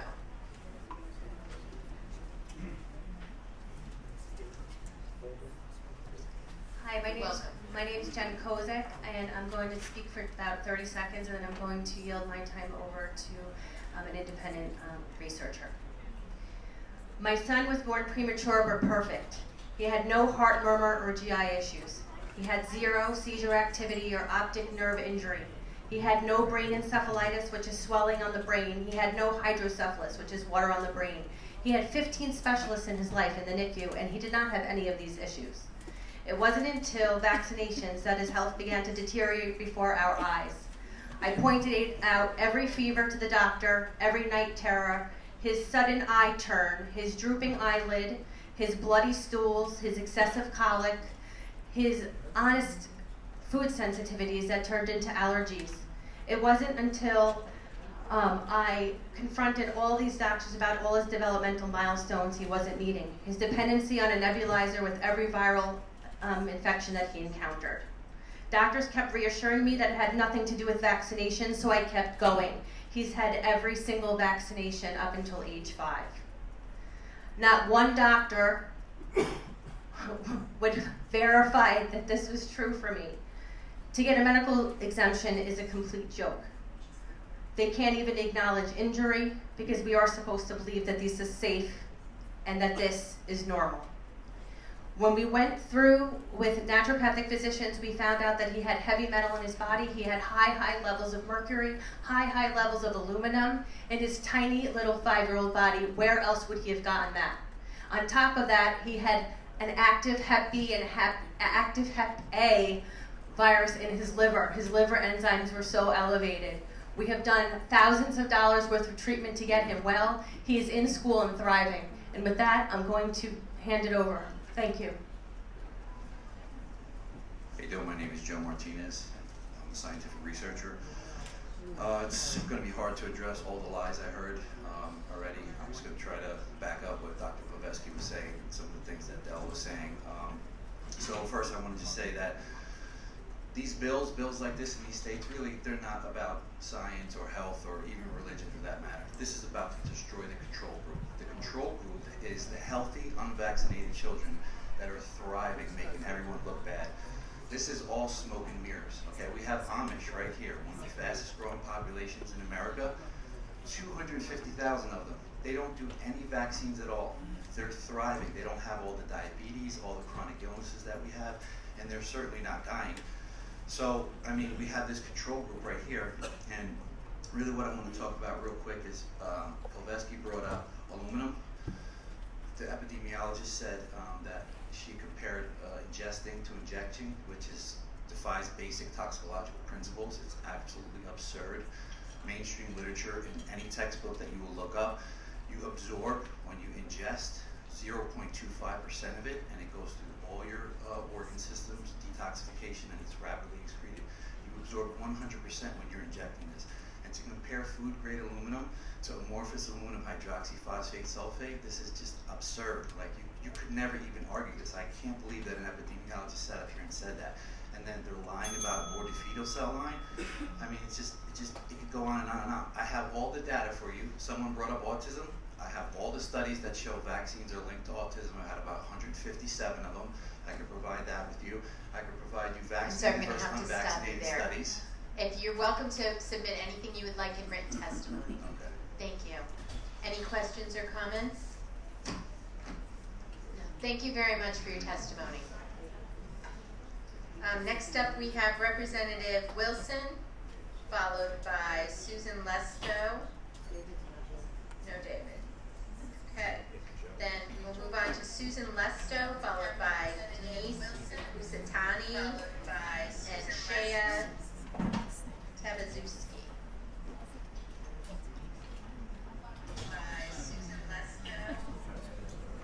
Good afternoon. Thank you for giving us this opportunity. I know it's a long day for everybody, and I'll try to be brief. My name is Suzanne Letzo.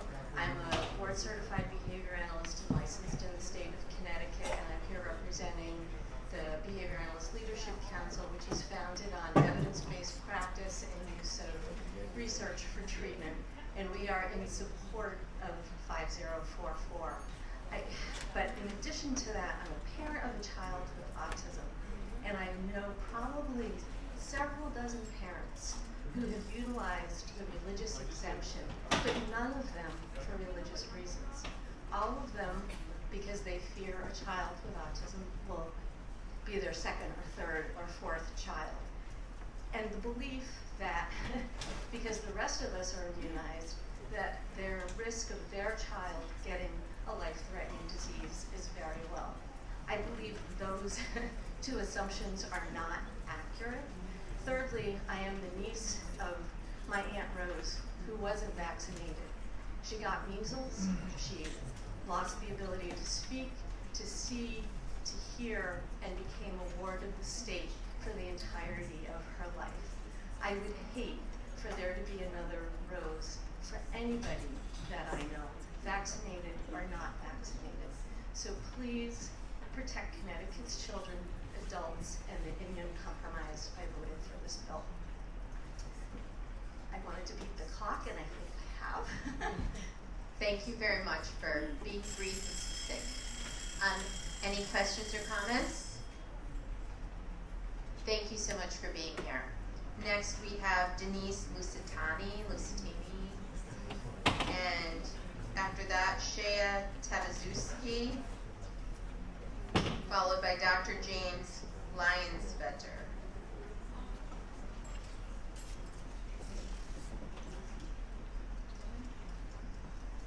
Good afternoon. I'm Denise Musatani, and I oppose HB 5044.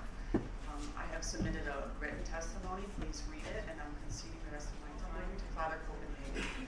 I said earlier, I teach philosophy, some sort of a gadfly. I apologize to be back. But I was looking at the fetal cell issue, and I wanted to give the argument that I came from New York to give you that the intrinsic evil that's present that directly that someone has to cooperate with is the trafficking of human remains in the cell line, and to cooperate immediately with an intrinsic evil is not permissible for a Catholic, and if a Catholic in conscience sees that, the teaching of the church, even though it's an unsettled issue at the moment, is that they're bound to not go ahead and receive the procedure. And to give the several other points that I had to make, while the church is not opposed to vaccination in principle, informed consent by the patient free of coercion is a fundamental pillar of the Catholic bioethics, and any humane medical ethic.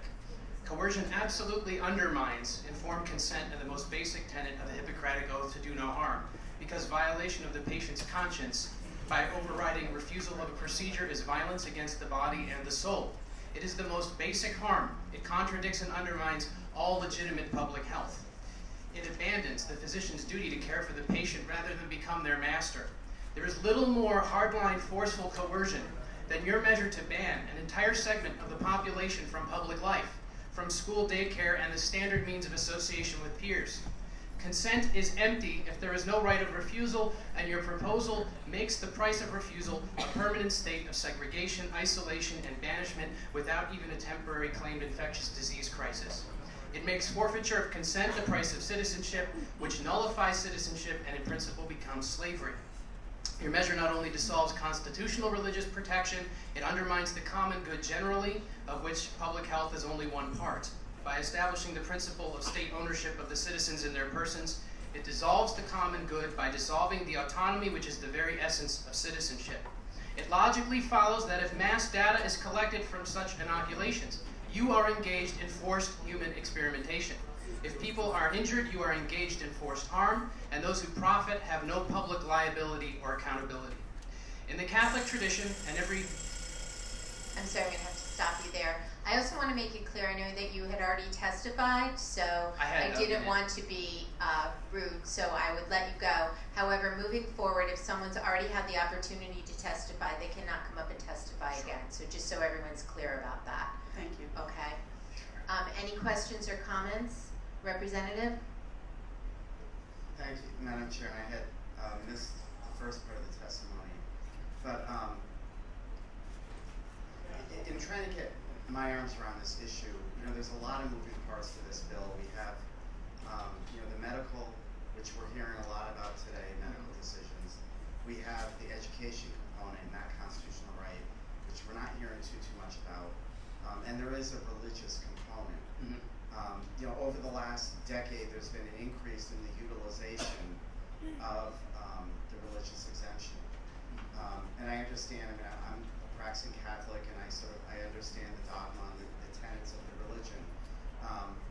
And I also understand that it's not our position as a legislature to question the validity of somebody's religion.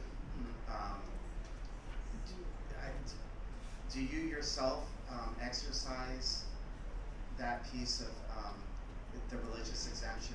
So I don't have a religious exemption, at least my children don't in New York. So in the Eastern Catholic tradition, just so you know, we have a mixture of married and celibate clergy, but I'm in community, so I speak as a Catholic priest in union with all the other Catholic priests. It's not, we're not separate in any way. So for my children, this particular issue was the sticking point, the avoided fetal cell line, because of the teaching on immediate intrinsic evil. And I hadn't seen the point highlighted strongly in a lot of the discussion in the church, but it's there, and it's been discussed by some, but it's something that magisterially as an unsettled issue, this is always something that could be condemned in the future. And I see so clearly the issue that I can't in conscience cooperate with it, and it's meant that my kids are quarantined at home basically. They can't associate with peers, and like I said, by any of the standard means. And I have, all of this history, everything from the magisterium that says the parents are to make this decision, and that's fundamental in Catholic teaching too. So you're taking that you're basically saying that Catholics can't exercise that, along with coercing through informed consent. So bioethics, it undermines medicine, it undermines the family and any sovereignty of the family, and it undermines basic religious tenets. And the thing I always hear is the balancing that occurs between, well, it's the common good versus religious liberty. But it's often a utilitarian concept. Let's look at numbers. The common good is not, in Catholic theology, the common good does not apply if there's an immediate intrinsic evil that you have to cooperate with. You simply, it's like someone saying, we put a gun to his head. If you pull the trigger and kill this one person, it'll save 999,000. I still can't do that act because it's intrinsically wrong. And that's what I'm saying about the trafficking of human remains. But there are other issues with these others. you know, New York, there's this now that it's incremental, so the exemptions are removed now, HPV, and there are other discussions about other things. HPV is equivalent to handing out condoms in school, except condoms would be a barrier in some cases, even though we wouldn't be in favor of it. The HPV is just looking at an effect. You're basically, as a Catholic, you could never, you can't prepare someone for the right way to do something wrong. If the inoculation only protects against the choice to do something wrong, you can't provide someone the means, like the escape plans for a violent heist or something, and say, well, you know, if you ever decide to use these escape plans, you know, there they are. We don't look at things that way. You're meant to do the right thing in every instance when it comes up. I don't know if that answered your question. No, it does, and I just appreciate that highlight, because it is something fundamental, a fundamental struggle, I think, that we should all be looking at in contemplating this bill.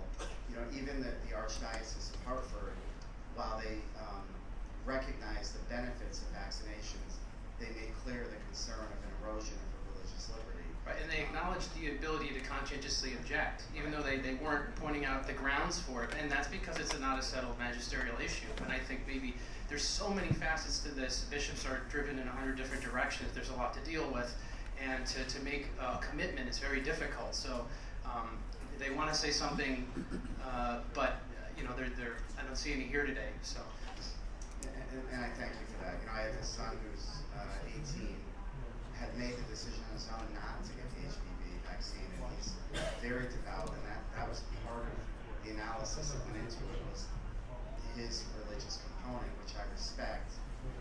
So it's, you know, I do appreciate this testimony. It's important for us to consider. And I have in my testimony that I brought 30 copies. There are citations in the Catechism for the various points I'm making, the three. With regard to conscience, the intrinsic evil, that's very clear. With regard to family, if you permit me to read it, it's a short quote. It's just a couple sentences. This is with regard to. I didn't actually get to this portion, but number 2229 of the Catechism says the parents have the right to choose a school for their children which corresponds to their own convictions. The right is fundamental. Public authorities have the duty of guaranteeing this parental right and of ensuring the concrete conditions for its exercise. So I hear parental rights being mentioned, but that's actually a concrete teaching in the church that has to be upheld in the weighing out of all these issues. And that's one quote among others there. And I think fundamentally that's why the religious exemption was created to begin with. So I do appreciate your testimony. Thank you. Any other questions or comments? Hearing none, thank you very much. Thank you. I'm sorry, I didn't see you. Senator Summers. Yes, good evening, and thank you for your testimony. I have a question for you concerning the religious exemption. If there should be, or if there were, an outbreak of a particular disease for which there is a vaccine, and the public health commissioner, along with the governor, decided to declare a state of emergency in Connecticut, which stated your child cannot come to public school or private school for 21 days until this has subsided, or you have to get vaccinated. What are your thoughts on that?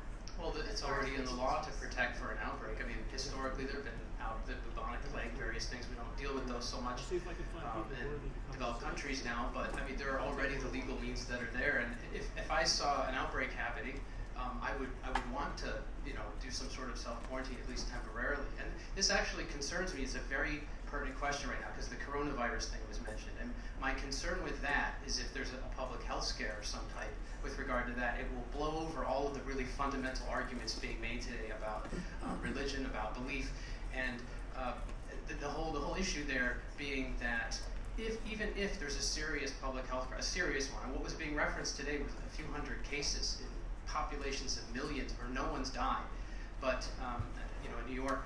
So if there were an actual real public health crisis where people are dying, then of course the state has quarantine powers, but the point is that they're temporary, and what you're doing by changing the law is creating a permanent state where there's permanent segregation. Like I said, my kids are basically quarantined at home, and that's their situation in New York. And it would be, you know, one of them, she qualified for IEP services in New York, and legally she has a right, and they have a duty to provide them. They're not being provided, so there's a legal mess. The law is being upheld here, broken here. It's just a giant mess. And that's what will happen in Connecticut if you pass this legislation. Thank you. Thank you very much. Is there any other questions or comments? Thank you so much for your testimony. Thank you. Next we have Shea Tabazuski and Dr. James, followed by Dr. James Lionsfelter. I want to remind people again that the cafeteria closes at 6 o'clock.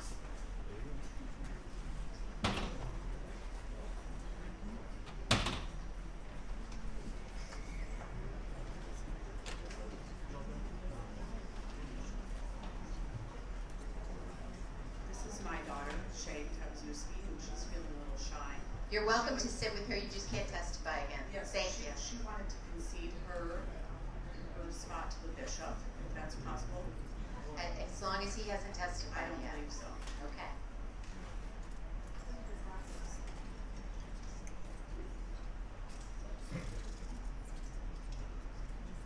Welcome.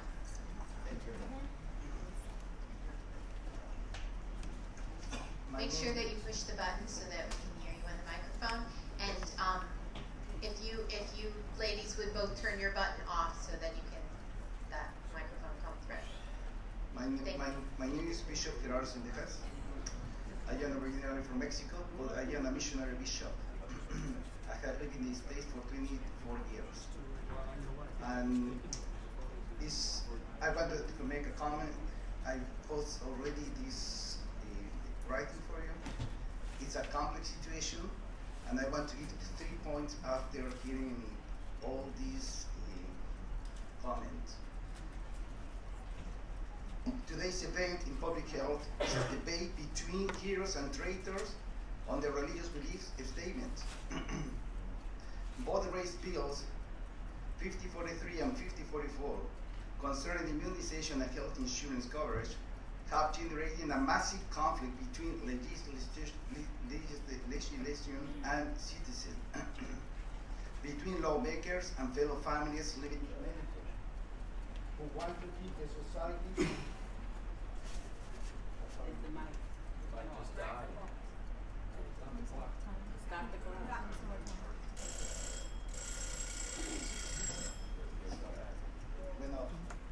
Take 1 more minute, sir. Go ahead.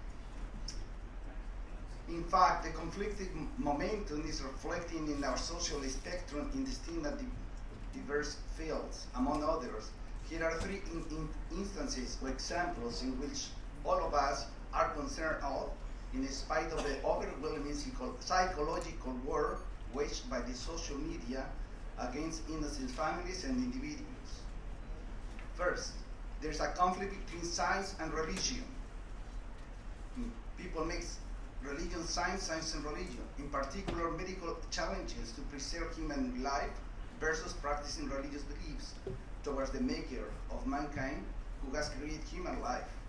I'm sorry, sir, your time is done, so if you can just wrap up, please. Okay, so I will conclude. I am not against vaccination itself, but in the vaccination that are used human cells. And there is the document, the pontifical document, given in 2005, made by the Pope, Benedict XVI, proving that there are stem cells in some vaccinations, especially the vaccination that are made by the CVS here in Connecticut. Thank you. I'm going to have to stop you there. Are there any questions or comments? No, thank you very much for your testimony. May I say? No, you cannot. Sorry, sir. Thank you. Next up is Dr. James Linesbetter, followed by Lois Hines, and then Dawn Jolly. Welcome, sir. Thank you. My name is Dr. James Lyons Weiler of the Institute for Pure and Applied Knowledge. I come here from Pittsburgh, Pennsylvania on my own dime. No one has paid me for any of this. I want to congratulate the panel on doing their homework, especially Representative Steinberg. I'm told by some of my friends in Connecticut that you've taken a good strong look at alternative viewpoints and facts and figures in this, so congratulations. I have to say I'm neither for nor against on this, so I'm not going to advise you either way. It's your decision, not mine.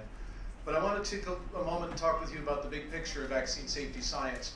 We have to ask ourselves, given that we have retrospective studies that are based on voluntarily reported incidences to databases that are denied by medical doctors to the patients, that these things didn't happen to the vaccines. Is that why we're seeing that vaccine risk seems to be so rare? And when they say there has been no study that has shown this, you have to take into consideration whether there has been a study that has been conducted that could have shown this. And and this is the situation that we're in. Okay, we have passive surveillance, and what would it look like to you in Connecticut if you had a hot lot of vaccines and 100,000 people got sick on a vaccine? It would look like people not wanting to vaccinate. It would look like parents reporting to their medical doctors, we have a problem with these vaccines. It would look like an increase in non-medical exemptions. And I think that's what's really happening here. I did over 100 research studies at the University of Pittsburgh. And when I started looking at vaccines as an independent research scientist funded by the public to do my research, I was appalled at the state of vaccine safety science. It is not robust and rigorous. It is observational, it is correlational, and because it's correlational by design, they end up saying, oh, it's just a correlation, because they won't do the right kind of study. At the institute that I run, we're doing a vaccinated versus unvaccinated study. We have 680 non-vaccinated, 681 non-vaccinated patients in a practice from Oregon. And I'm not going to tell you the results because they're not peer-reviewed yet. But I can tell you, if you wait 2 years, there'll be at least 6 publications out that will make you absolutely regret that you forced vaccinate all the people who are trying to hide in religious exemptions because you don't have a philosophical exemption and the medical community won't give them medical exemptions. I guarantee it, you will absolutely regret what you did to your fellow Connecticutans by harming them in the name of a small increase in coverage. Okay? So I'm absolutely for vaccination. Both of my children are both fully vaccinated, right? But there's a subset of humanity that cannot tolerate this medicine. Thank you. Thank you very much. Are there any questions or comments? Senator Summers? Can you repeat what you just said about we would regret this because we would be doing harm? And what can you share in your research what the subset is that cannot be vaccinated without harm? Absolutely, absolutely. So I'll repeat it, and then I'll try to give you some indication of what the indicators are and why they're not in the science right now. The effect of 100% vaccination of any population of humans or animals is to find all of the individuals who cannot tolerate that medicine. It maximizes maximum vaccination coverage by any means, maximizes vaccine injury. It's just math. You've covered everybody with all the vaccines in the schedule and all the vaccine injuries that could possibly happen from any vaccine. You will find each and every person in your state that could be injured in the name of a 2% increase in vaccination coverage. And given everything that you heard today, 20% of the measles outbreak, they were vaccinated, right? 18% or whatever it was of them had measles type. Check the headlines. Read the news, check the headlines about 100% vaccination coverage in schools, and they still have mumps outbreaks. I heard earlier that there was, from the epidemiologist from Yale, that the measles virus does not mutate. Actually, she's dead wrong on that. It's 1.43 mutations per replication of each virus. 1.43, and that vaccine, the MMR, went on the market in the early 1960s and has not been updated. It has been accumulating mutations every day, every week, every month since 1960. So it is not the same vaccine from 1960 that it is today.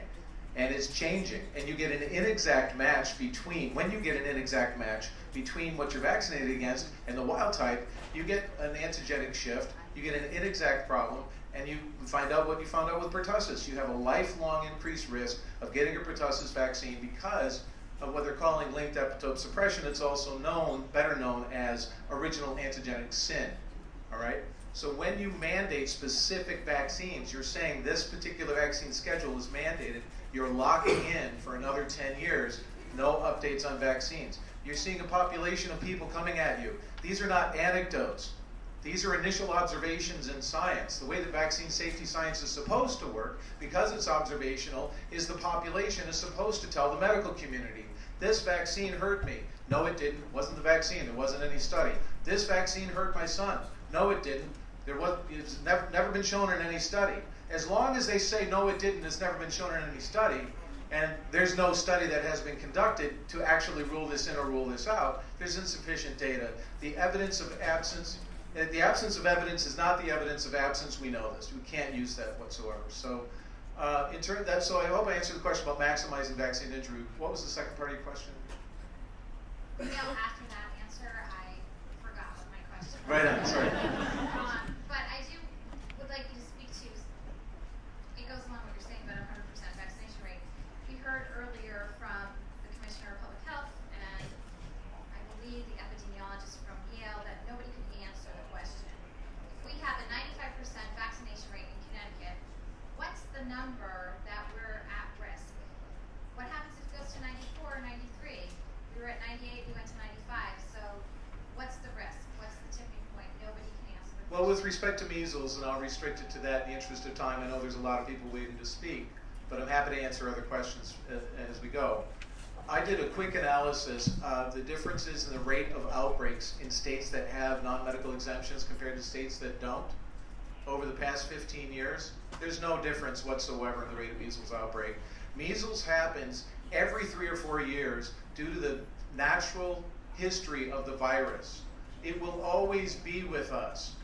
China has over 99% vaccination coverage, and they still have measles outbreaks. How do we explain that? So if there's a fear over individuals having a few days off of school, children, and the parents having to get time off of work, right? Then we should work on Measles Awareness as a public health campaign. If there's an outbreak, what to do to reduce the rates of transmission, how not to hug and kiss and shake hands in the public, and how not to touch elevator buttons, and don't put your hands above your shoulders, so you don't put your hands in your eyes, ears, nose, and mouth. We learned this in the Ebola outbreak, 2014. So there is no magic number for herd immunity, but I know I looked at the statistics in the schools. As I said last time that I was here, most of your schools are over 95%, and the ones that are, a good number of them have very small numbers. So if you have just 2 or 3 kids that can't vaccinate or don't vaccinate, or the parents don't want to vaccinate, it looks like they're out of compliance because they have small numbers. So when you look at this at an overall statewide rate, Del Bigtree is 100% right. Every single one of us in this room right now that is not updated in our MMR could be spreading measles right now and not know it. And you're putting the onus on children who are still developing their immune systems, and they're still developing their brains. It's far safer for an adult to get an MMR vaccine, in my view, than an infant at the earliest stage. My last question, at the University of Pittsburgh, is that correct? I had a job at the University of Pittsburgh, yes. In 2014, we parted ways. So where's your clinical study going on right now? The performance site is in Oregon. Okay. It's in Dr. Paul Thomas's practice. It's called Integrative Pediatrics. It's an IRB-approved study, so it's regulatory compliant. Sorry? With a particular hospital or just IRB? It's a practice of 15,000 patients that he has, and we're studying. The data are the patients that were born into his practice over 10 years, over a 10-year period. And when do you expect that? After the data's in? Once it's peer reviewed, I will certainly make sure that you all get a copy of it once it's published and peer reviewed. Yeah. Is that going to be presented at a conference, or is it going to be submitted to medical publication, or do you? Yeah, I'm going to a pediatrics conference this spring, and I'll be presenting some of the data there. Great, thank you. Sure, you're welcome.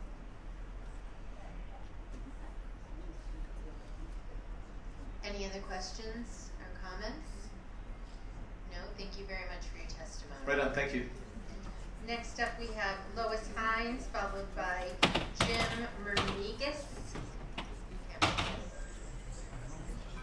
and then Deborah Stevenson.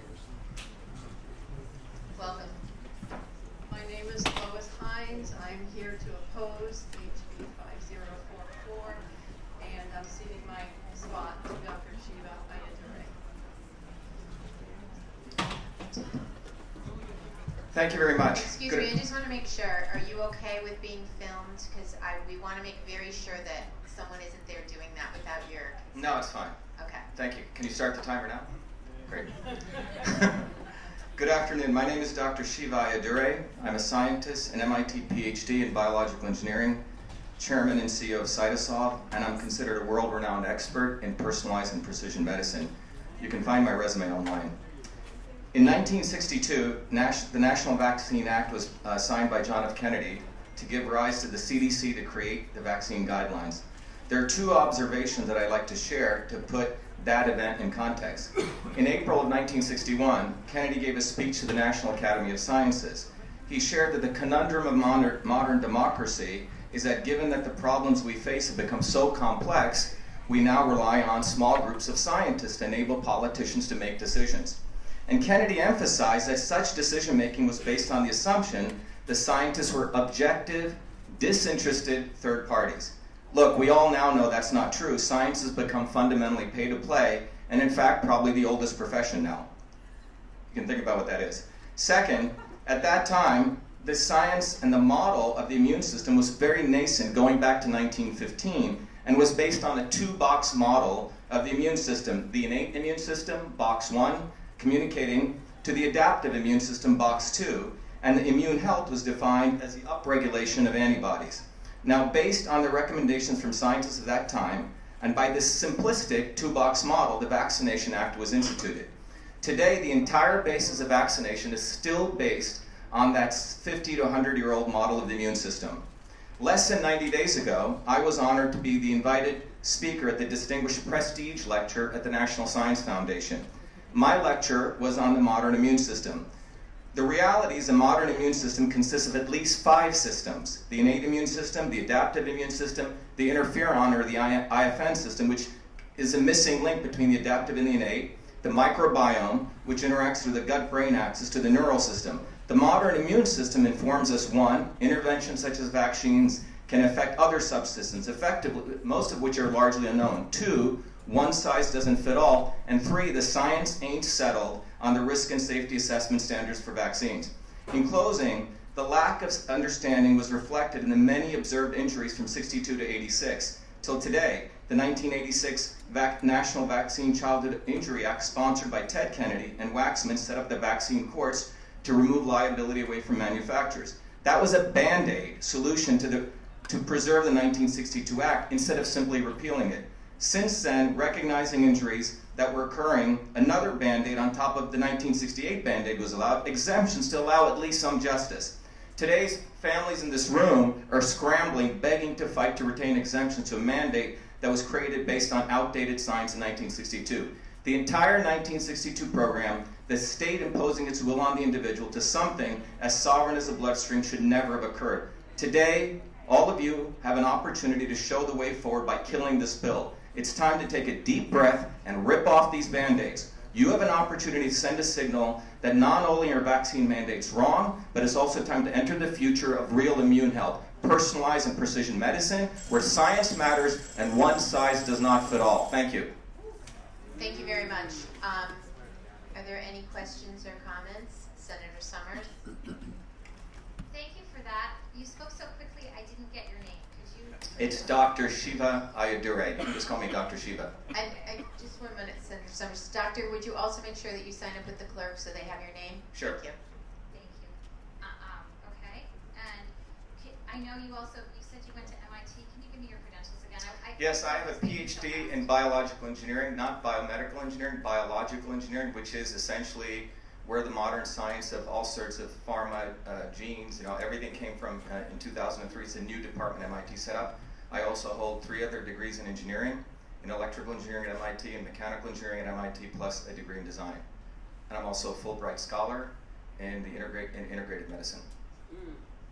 Well, that's extremely impressive. Thank you for coming here today and testifying. And your words are very eye-opening, and I hope they resonate with a lot of people today. Thank you. Yeah, so bottom line is that modern science is old. I mean, the science used for vaccines is old, and we need to upgrade the science.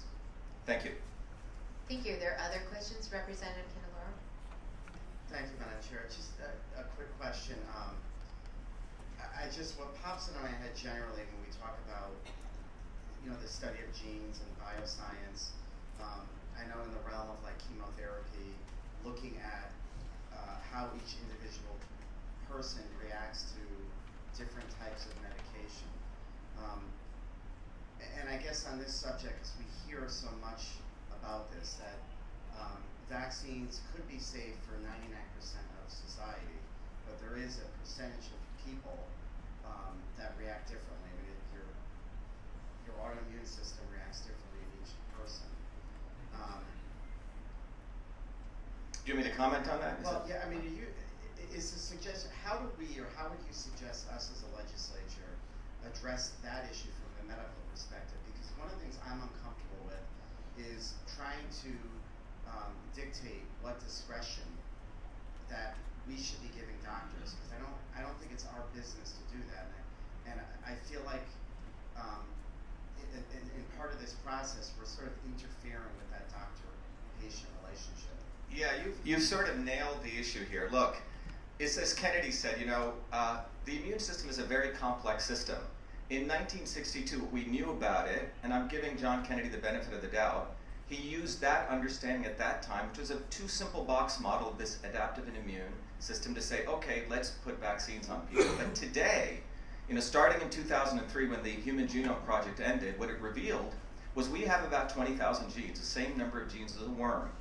So complexity of the human being is not the number of genes. It's the interconnections of the genes, the proteins. It's a very complex system. So what resulted in 2003 is a field called systems biology, and it also resulted in this concept of personalized medicine. One size does not fit all. So given that understanding, even the NIH director, Francis Collins, has said we need to move towards personalized medicine, which means giving what you need may be different than what I need. And this means that we need to decentralize medicine back to the patient-doctor relationship. That's where health emerges. So the top-down model of 1962 is frankly so old. It's based on old science.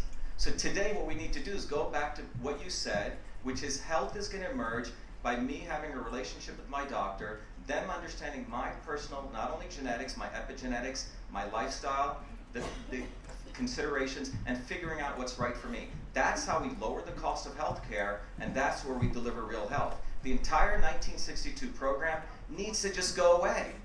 The whole thing is wrong. So 1986, because all these injuries were taking place, because of the fact that we were trying to impose a standard guideline schedule, that we started saying we're going to solve that with this Band-Aid of eliminating the liability to vaccine manufacturers. And we're still going through that. So in many ways, people here begging to take away exemptions is so wrong. The whole mandate should go away. We should decentralize health and hold the sovereign relationship between the patient and the doctor as a way where health emerges. If we care about health, period.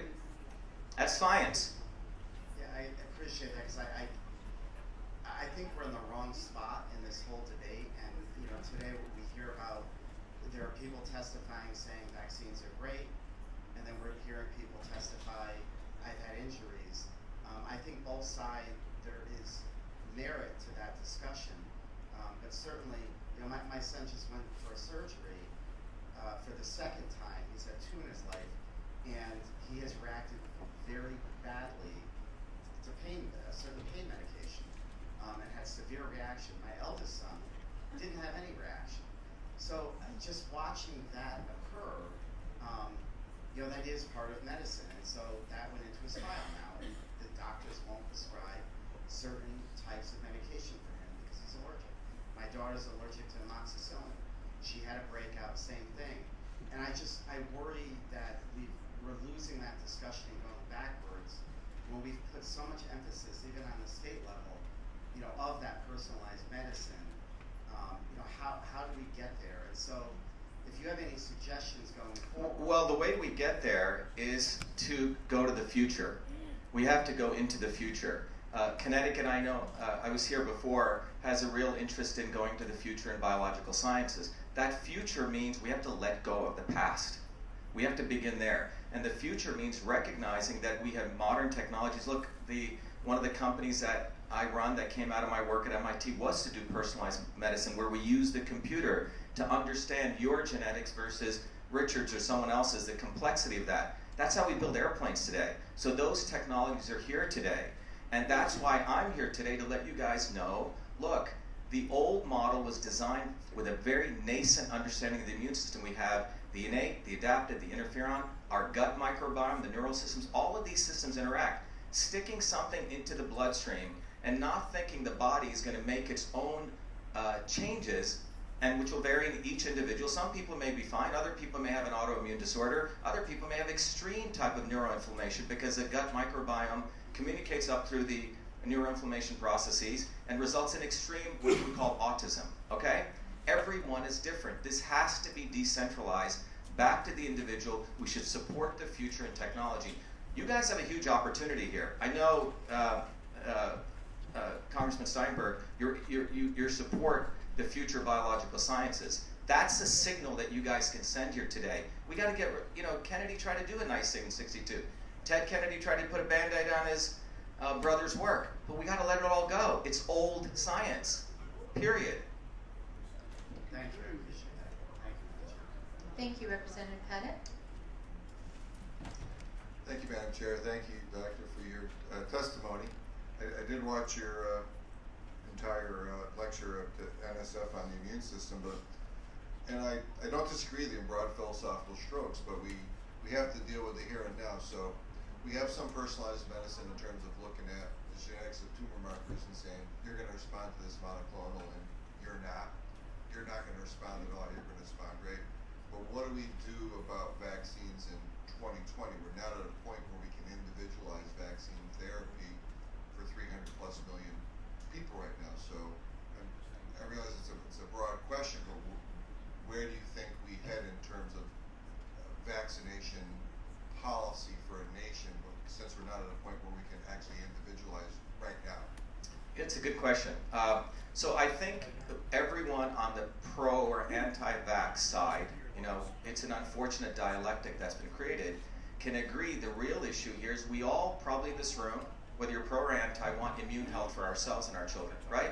And what is immune health? Immune health means that your body is resilient. Resilient means it faces some predator, some pathogen, it faces it with strength, and it can bounce back stronger, right? That's called resilience. Well, how do you achieve immune health? That's the central question.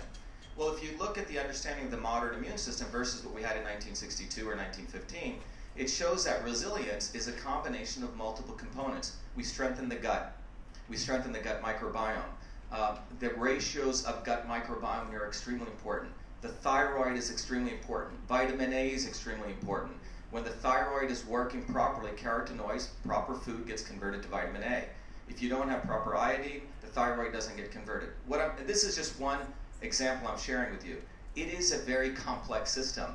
You can't impose one size. This has to be given to the doctor-patient relationship. Look, I trust most doctors who went to medical school aren't just in it for the money. Okay, let's give the benefit of the doubt. Most doctors actually went into it for noble duty. They want to help people and they want to serve science. They want to increase people's immune health. I believe by decentralizing this, repealing all of these mandates, we honor that relationship. And I think people are quite smart. By the time most of you came into this room today, you made 100 decisions for yourselves. The state didn't tell you what to do. Why don't we start honoring the fact that we have very smart people in the world? People know how to make decisions, particularly medical trained people in that relationship. It's like you said, it's a multifactorial problem. It cannot be imposed top down. We have to decentralize it back to that patient-doctor relationship. And as tools come, it'll get better and better and better. But I can tell you, the top-down model is a recipe for disaster. We're going to keep this pro-vax, anti-vax dialectic. You're going to get a lot more people angry, and you're going to have a revolution on your hands. But essentially, for right now, you would go to an elective vaccine system where people could elect to have the vaccines or not have them. Well, what I'm saying is, this is about immune health. Let me give you an example. When I grew up in Bombay, India, we had slums, okay? If you're growing up in slums and your body's under constant onslaught of pathogens, your body never has a chance to recover. It's no different than me working out every day and then my body doesn't have a chance to recover, right? On the other hand, if you don't work out at all, you get flabby. Well, that's like the kid living in a little bubble and his parents don't let him out or have him wash his hands every day. That kid may need a little tighter of vaccines because he's never seen anything. These are two different extremes I'm giving you because he's living in such an artificial environment, he may need quote-unquote artificial vaccination. But the reality is this is a broad range. So we have to honor the doctor-patient relationship. And I have great faith in people. I have great faith in mothers. I have great faith in doctors that they want to do the right thing. And I think that's the signal we're sending. And in great honor to what John Kennedy attempted to do in 1962, we're in a very different system today. After the passage of the Mansfield Act in 1970, science dollars have become highly competitive. Academics today do practice the oldest profession. Not the best scientists get tenure. It's a guy who can bring in the money. So it has become pay to play. We have to also consider that. Any other questions or comments? The committee, thank you very much for your time, and make sure that you give your name to the clerk, please. Thank you. Thank you again. I'm very honored to present. Thank you again for all the great work you guys are doing. Thank you. Thank you. Next we have Jim Mermigas and Deborah Stevenson. Following that, then Diane Connors. Welcome. Good evening.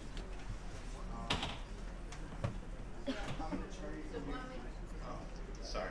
Yeah. My name is James Mermigas, and I'm one of the attorneys in New York that had filed lawsuits all over the state challenging the constitutionality of the religious repeal in New York. So we're not going to talk about science now, so we're going to take a little breather from the science and we're going to talk about the law. In New York, unvaccinated children with religious exemptions were removed from schools, some with security guards, some willingly, mid-September 2019. After the unvaccinated children were removed from the school, there were several outbreaks that occurred in some of these schools. For instance, Pertussis, Carmel Central School District, Hastings-on-Hudson, Pertussis, Auburn City School District, Pertussis. My point is that even after we removed the unvaccinated children with the religious exemptions, there occurred several outbreaks in New York State school districts. So if the purpose is to protect other students or to protect the immunocompromised students in these schools, we're kicking out religious kids for that reason, yet we kick them out, yet there's still outbreaks occurring in the school, and those other schools, other children are not protected. In New York, we filed several lawsuits, one of which was in Steuben County, New York, where the judge basically said that the children were not a threat to other children in the school, they were not a public health risk, that the legislature and Andrew Cuomo callously disregarded the religious beliefs of all the families, yet he reluctantly denied my preliminary injunction motion.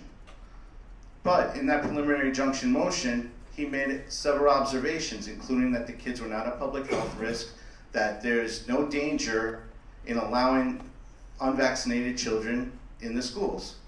And seriously, what are we doing here? We're talking about 2% of the students. We're going to remove them from schools. They're going to lose out on their scholarships. They're going to lose out on their learnings. Families, I have seen what has happened to New Yorkers after this law. One last thing. Yeah, the Connecticut Constitution is very similar to the New York Constitution.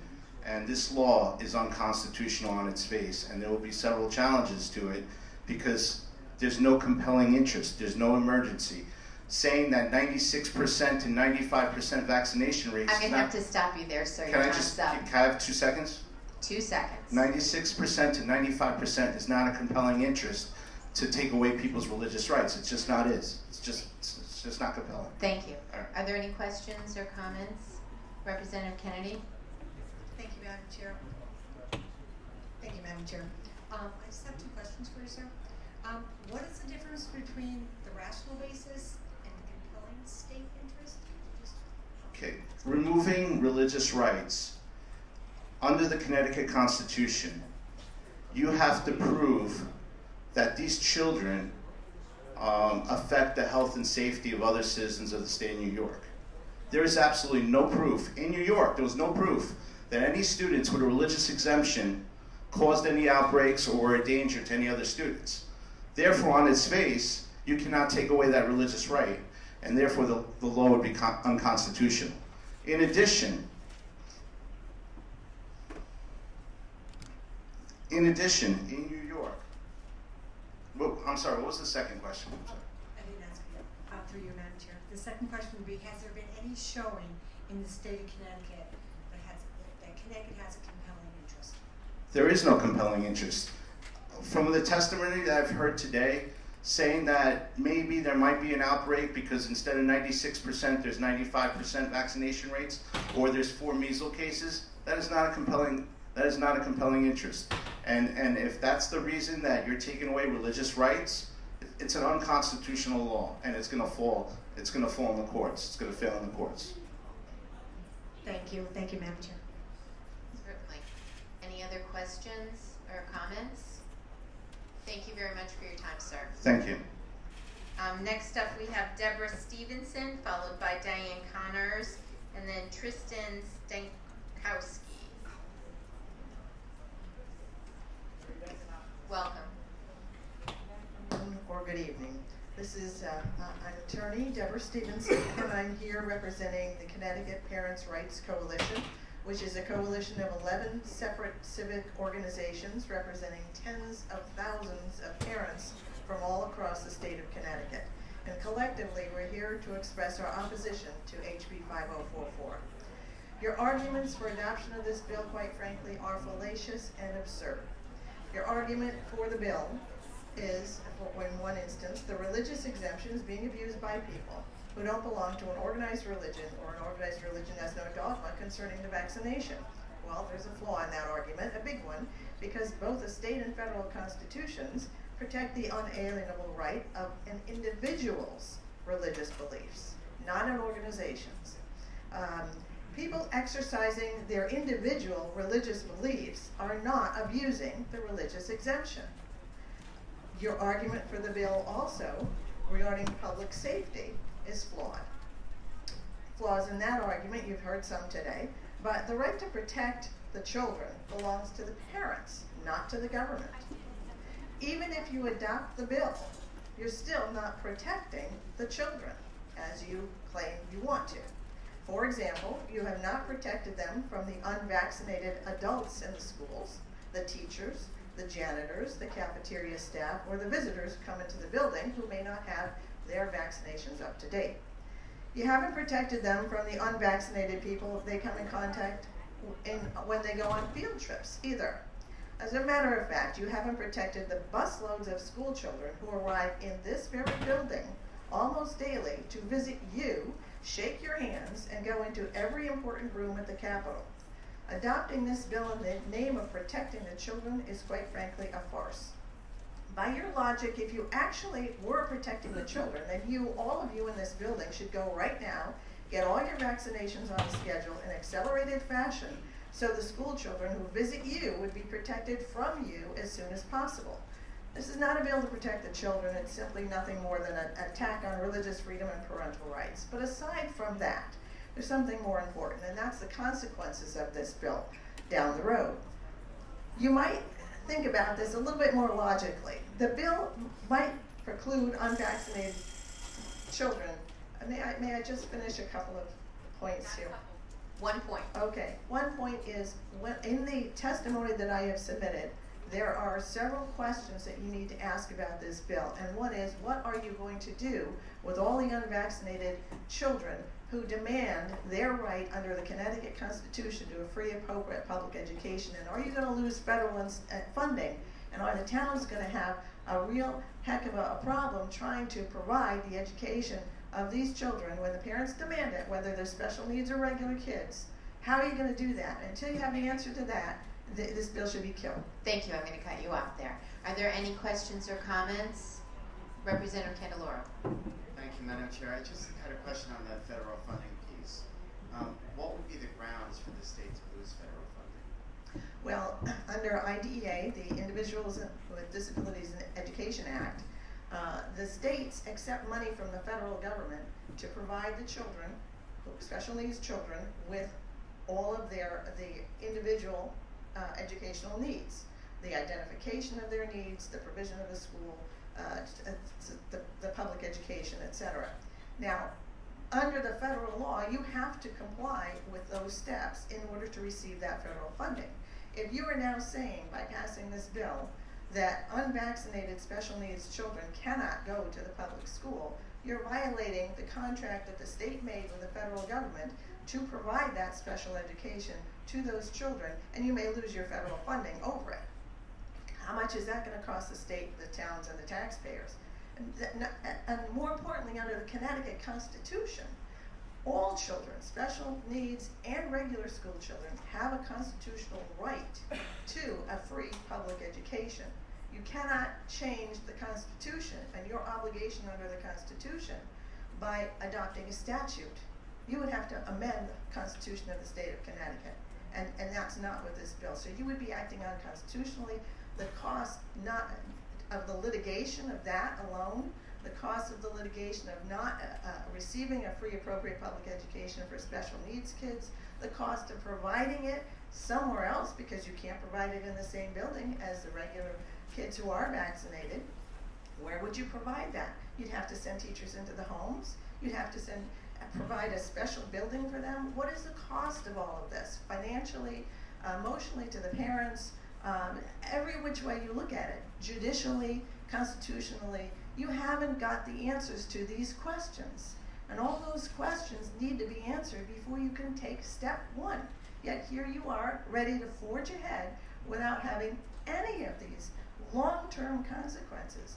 You talk about New York in being disarray. Well, Connecticut's going to be the same, but there is going to be litigation, without a doubt. Somebody's going to litigate this on any number of reasons, and you might lose your federal funding. That's a big, big issue. And I don't think the towns and the taxpayers are ready to deal with that, putting aside all of the vaccination and the safety issues. Those issues, those questions need to be answered. Thank you. Representative Carcino. Thank you. I agree with you. There are a lot of questions that need to be answered, but maybe you can answer one for us. Have any of the other states lost their federal funding? Not yet. These are possibilities because these bills are just coming into play. I don't know what the outcome of the litigation that started in New York. How is New York going to resolve its issues that we've heard already exist? That's unknown. They also should have answered those questions and answered and had a program in place how they're going to resolve this issue, but they didn't do it. Are we going to do the same? Are we going to follow their mistakes? What is the cost to the taxpayers, to the children, to the parents, to the Constitution, to the rule of law? Thank you. Are there other questions or comments? Thank you very much for your testimony. Next we have Diane Connors, followed by Tristan Stenkowski and Juanita Castillo.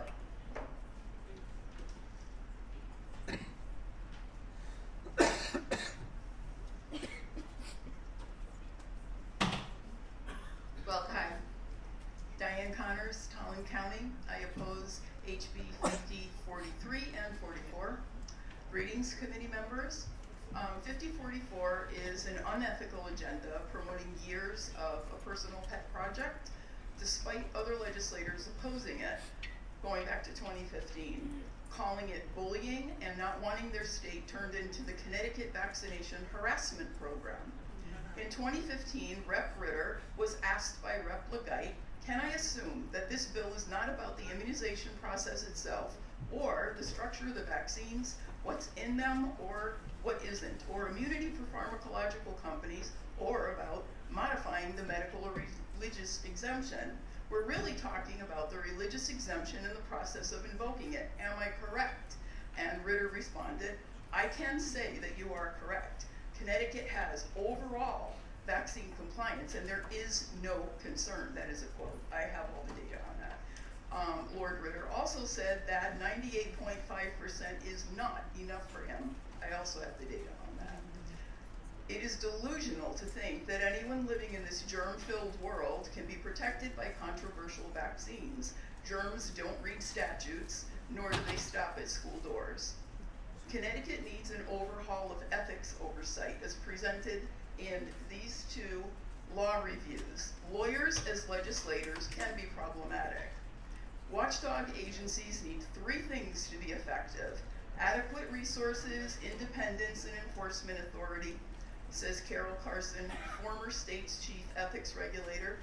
We have an unaccountable political class who ignores the will of the people. We all should be educated in civics and know the U.S. and Connecticut constitutions, which supersedes case law. Currently, an Alabama bill proposal will require all men to undergo a vasectomy within 1 month of their 50th birthday, or after the birth of their 3rd child, whichever comes first, and pay for it out of pocket. Currently in South Dakota, oh, that was way too fast, I didn't do that at home. I'm sorry, I'm going to have to stop you there. Thank you very much. In South Dakota. No, I have to stop you there, ma'am. I'm sorry. Are there any other questions or comments? Committee? Thank you very much for your testimony. Please submit all of that in writing if you haven't already done so. I did. Thank you. Next up, we have Tristan Stiskowski, followed by Juanita Castillo and Pam Lucas. Maybe? Welcome. Welcome. We are going to split our time together. I am Tristan's mom. I'd like to start with thanking you for being here today. I stand before you as an 8th generation Connecticut-born nutmegger with Native American roots very deep in this state. My rights are no more or less important than anyone else in this state, and my children are no less human than anyone else in this room. We have broken no laws, and we have committed no crime. There is no compelling state interest to proceed any further with this bill. Politics has used number manipulation to cause panic and fear. If you manipulate any number enough, you can always get to the results you're looking for. The fact remains, we have one of the highest vaccination rates in the entire country, and we have no outbreak of any kind. There is no outbreak. How can you legislate throwing away innocent children out of school with nothing other than a theory or a maybe or a possible? They're denied their basic rights due to they might be exposed to a situation. Our state constitution does not allow for this. I forecasted myself we'd receive some medical refugees in our great state over the past couple of years due to recent legislation passed. These are Americans. They are our own, looking to do nothing but give their children a proper education while protecting their First Amendment rights. How can you justify banishing education, mostly geared at children, with no due process? We have individual liberties. Am I to be persecuted if I am to be persecuted for my choices? Where's my individual due process? I cannot go back to college in September to pursue my own higher education without chickenpox shots due to this bill. I've avoided chickenpox for 40 years. I'd like to roll with it. I can't argue the magic man in the sky, and you cannot place preference on your white coat gods. It just doesn't work that way. We count on our legislators to lead with clear vision, and you have the power to settle a crowd or stroke the fear. Just because something is legal does not mean it is moral. And in other words, just because you can do something does not mean you should. Thank you. I'm sorry your time's up, but I'll give you 1 minute if you'd like to say something, Kristen. My name is Tristan Stiskowski, and I was born in Connecticut, and most of my family is here. I am in 3rd grade, and it is so much fun. I am a swimmer, a wrestler, and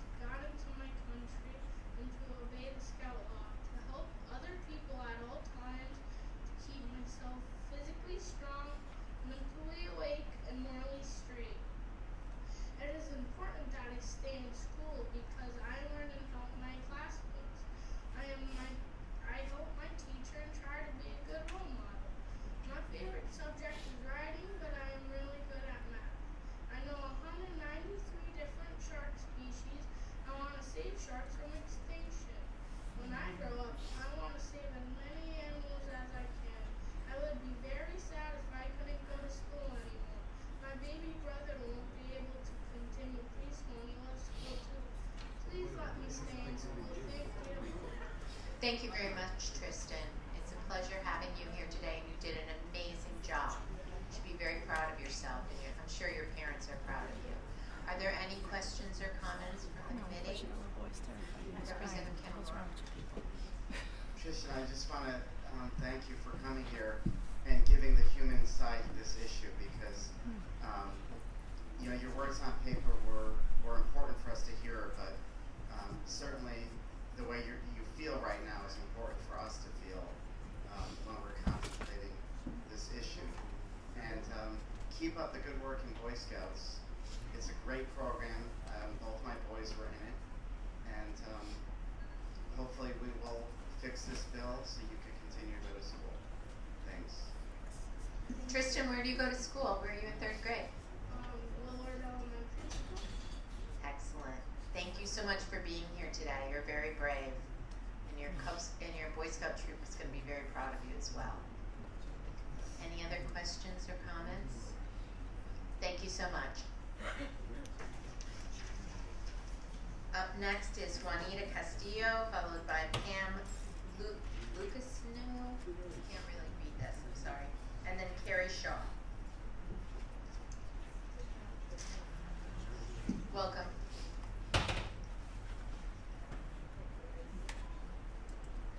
Good evening, Chairman Abrams and Steinberg and distinguished members of the Public Health Committee. My name is Juanita Costello from Milford. I'm a practicing nurse in Connecticut, and I'm here today on behalf of the Connecticut chapter of the National Association of Hispanic Nurses, but also has a mom, and most importantly has a cancer patient currently going under treatment, to speak in favor of the House Bill 5044. My recent battle with cancer has brought this issue full circle for me. It's personal. I was diagnosed with cancer in July 2019, and I've been on chemo since October 2019. I had surgery in 3 weeks and more treatment following that. When you're immunocompromised and on chemotherapy, exposures to diseases like the flu, measles, or worse have life-threatening consequences. In fact, today is really the first time I've ventured out since my chemotherapy ending last week. I made the decision to be here today because it might help others in a similar situation. I know not every patient has the strength or ability to be here, and I stand here today to be their voice. Even with the knowledge as being a healthcare provider and how important vaccination, I was shocked to hear so many schools right here in Connecticut were failing to meet the state-mandated immunizations. Frankly, the growing use of non-medical exception in our state is putting our children and patients like me at risk.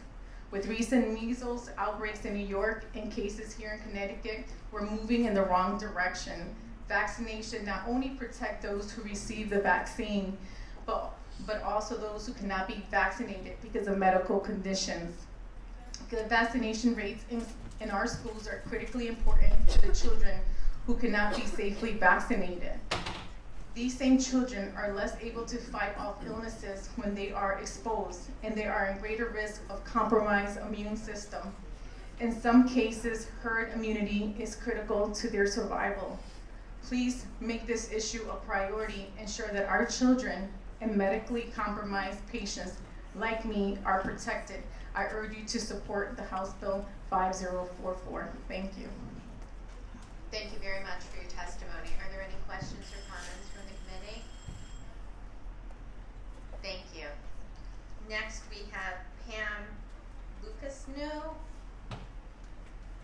I'm sorry, I'm not sure how that's written here. Then Carrie Shaw, and then Dennis Hines.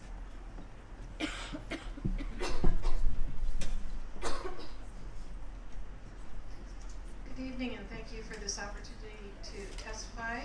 I oppose HB 5044. I'm sorry, would you mind saying your name for me, please? Oh, it's Lucashu. Next time I'll draw the H more carefully. Thank you very much. I'm here to oppose HB 5044, and I want to read a few statistics for you, a little bit of information on the top 5 worst drug recalls in the history of the FDA. The first was Fen-Phen, which was recalled after 24 years on the market. Awards to victims were close to $14 billion. The second was DES, recalled in 1975 after 37 years on the market.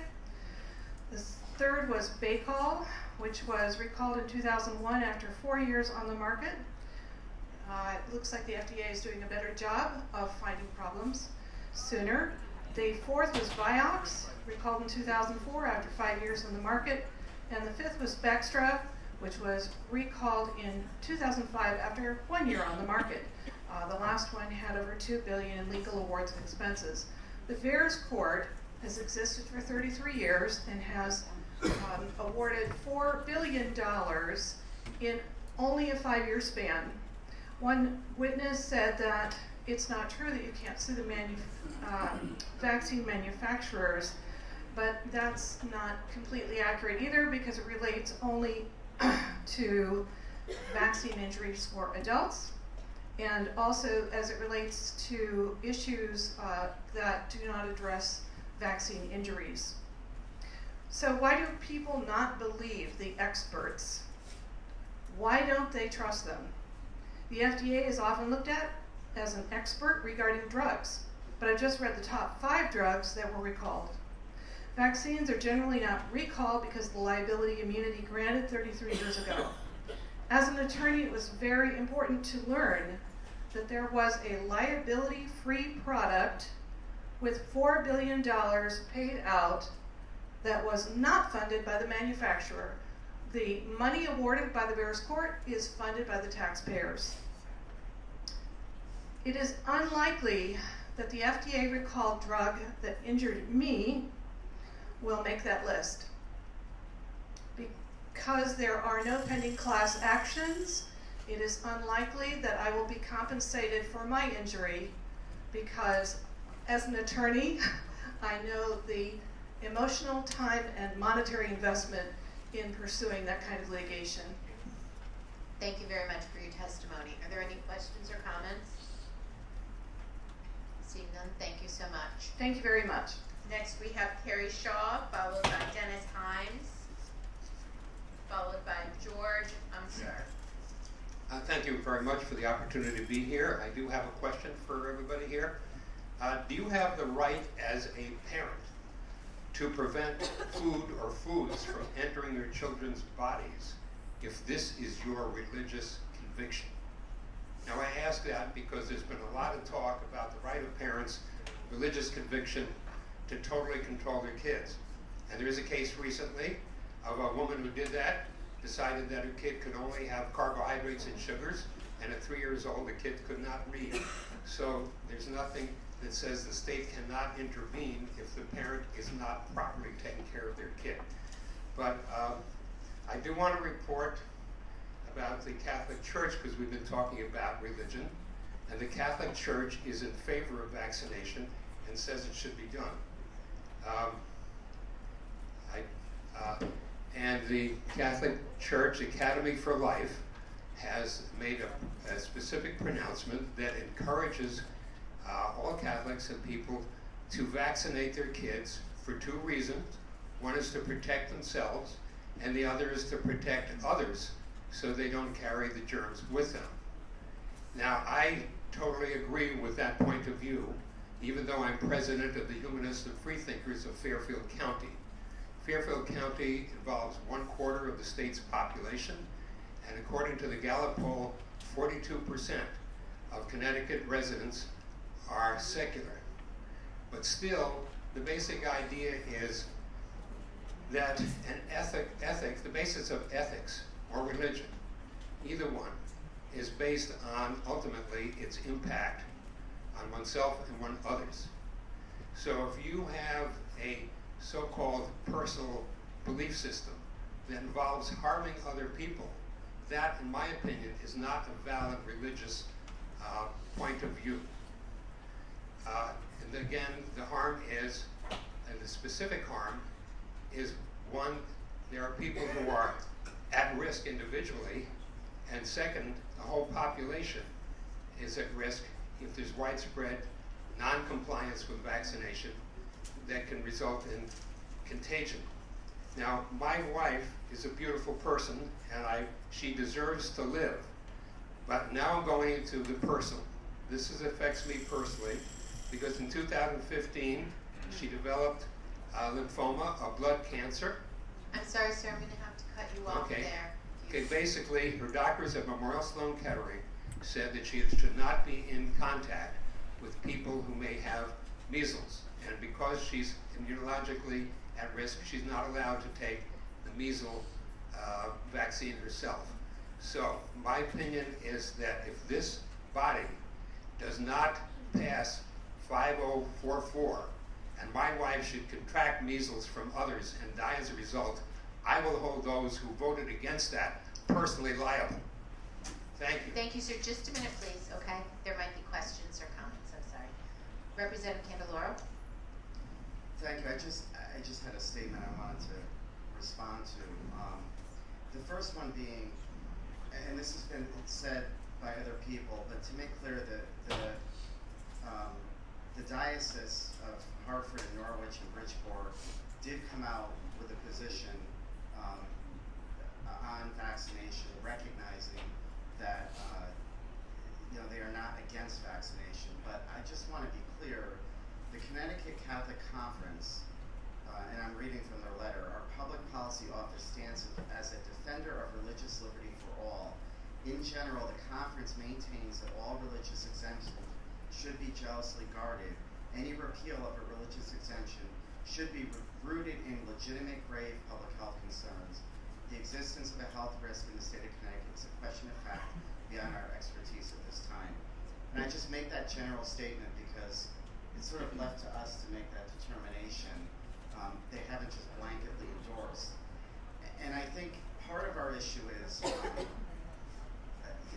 it's not just about providing whether or not to vaccinate at all. I mean, I think the position of immunocompromised people, people with cancer, people in our general population, we don't have the ability to protect everybody against everything.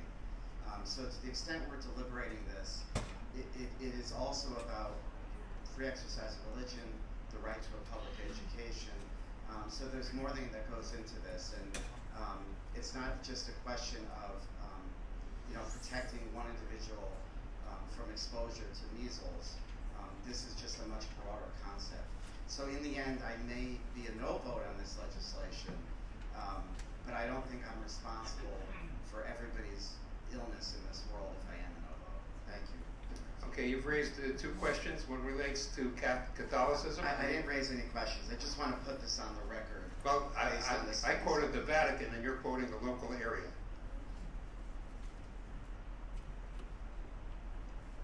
Thank you. Are there any other questions or comments? Thank you so much for your testimony. Next is Dennis Hines, followed by George Unser, and then Amy Ewing. Thank you, sir.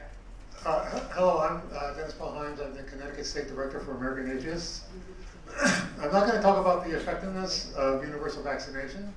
There are others who have done that in great detail, and that's not the core issue before the committee today.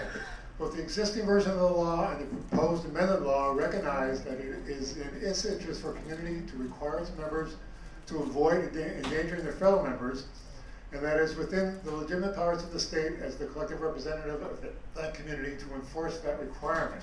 The question before the committee today is rather whether or not there should be a privileged subset of that committee which has a unique right to ignore public safety and endanger the entire community with no further justification than its own say-so. Why are religious grounds the only justification the existing law gives for endangering the public safety? Is it because religions have a better track record than the scientific method for discovering scientific truth? Not in the least. Is it because the U.S. Constitution requires religions to be given special rights that no one else in the Republic has?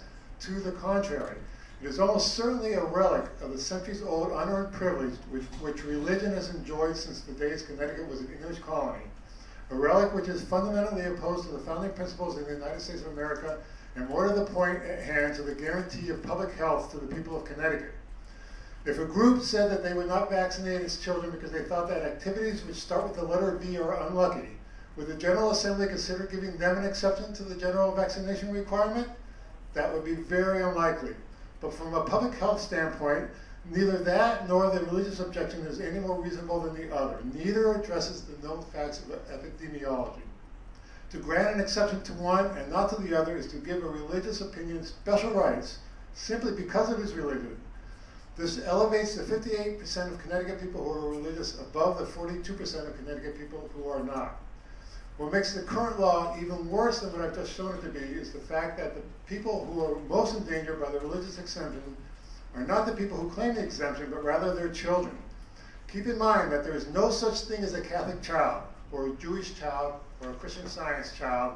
There are children being instructed in these religions, but nobody is a member of a religion until they've examined that religion's claims, weighed them against counterclaims, and concluded that those claims are most likely true. Children are not in a position to have done that. Parents have a right to give their children what instruction they feel. I'm sorry, sir, I'm going to have to cut you off there. The alarm went off. Sorry. Okay. Does anyone have any questions or comments? Thank you very much for your time. Thank you. Next is George Unser, followed by Amy Ewing and John Levine.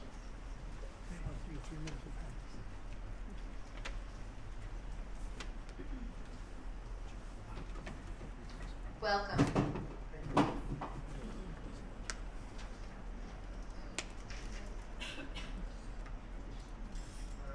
Co-chairs Steinberg and Melody, ranking members Pettit and Summers, and members of the Public Health Committee.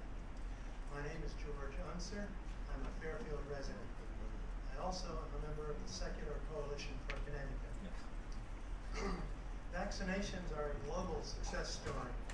Deadly diseases have been eradicated from the earth by vaccinations.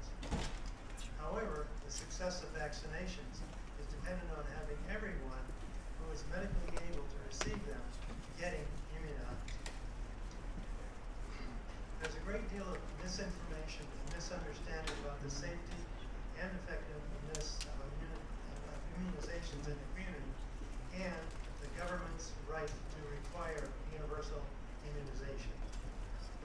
In addition to passing this legislation into law, I urge you, as members of the Public Health Committee and members of the legislature, to work to educate the public that immunizations are safe and effective, and that the government has the right to act to ensure the health of the entire public. Thank you. Thank you so much. Are there any questions or comments? Seeing none, thank you for your testimony, sir. Next is Amy Ewing, followed by John Levine and Kathleen Preston.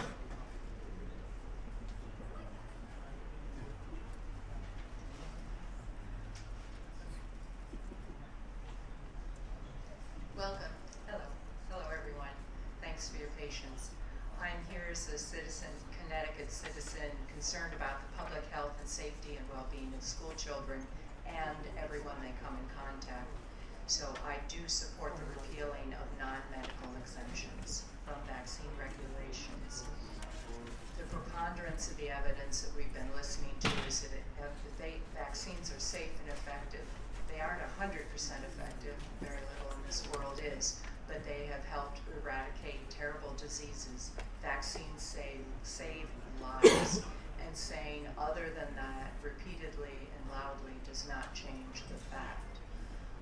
I defer to database science, and the people who dismiss that and say that there is a religious exemption don't understand that they don't have an exemption that allows them to harm other people, harm their health, and perhaps take their lives even. It's interesting that with the coronavirus, there's a lot of discussion about how emotion can often overwhelm fact. And I think we're seeing a lot of that in this case as well. And I'm sympathetic, but I don't, to those who have a lot of fear and other emotions that are overwhelming the preponderance of fact. But in an article in the New York Times, a professor of psychology said this mix of miscalibrated emotion and limited fact can set in motion a worsening spiral of irrational behavior. The solution is to trust data-informed expertise. And I think you've heard an awful lot of that during these hearings from their own public health professionals and the preponderance of doctors who talk to you. So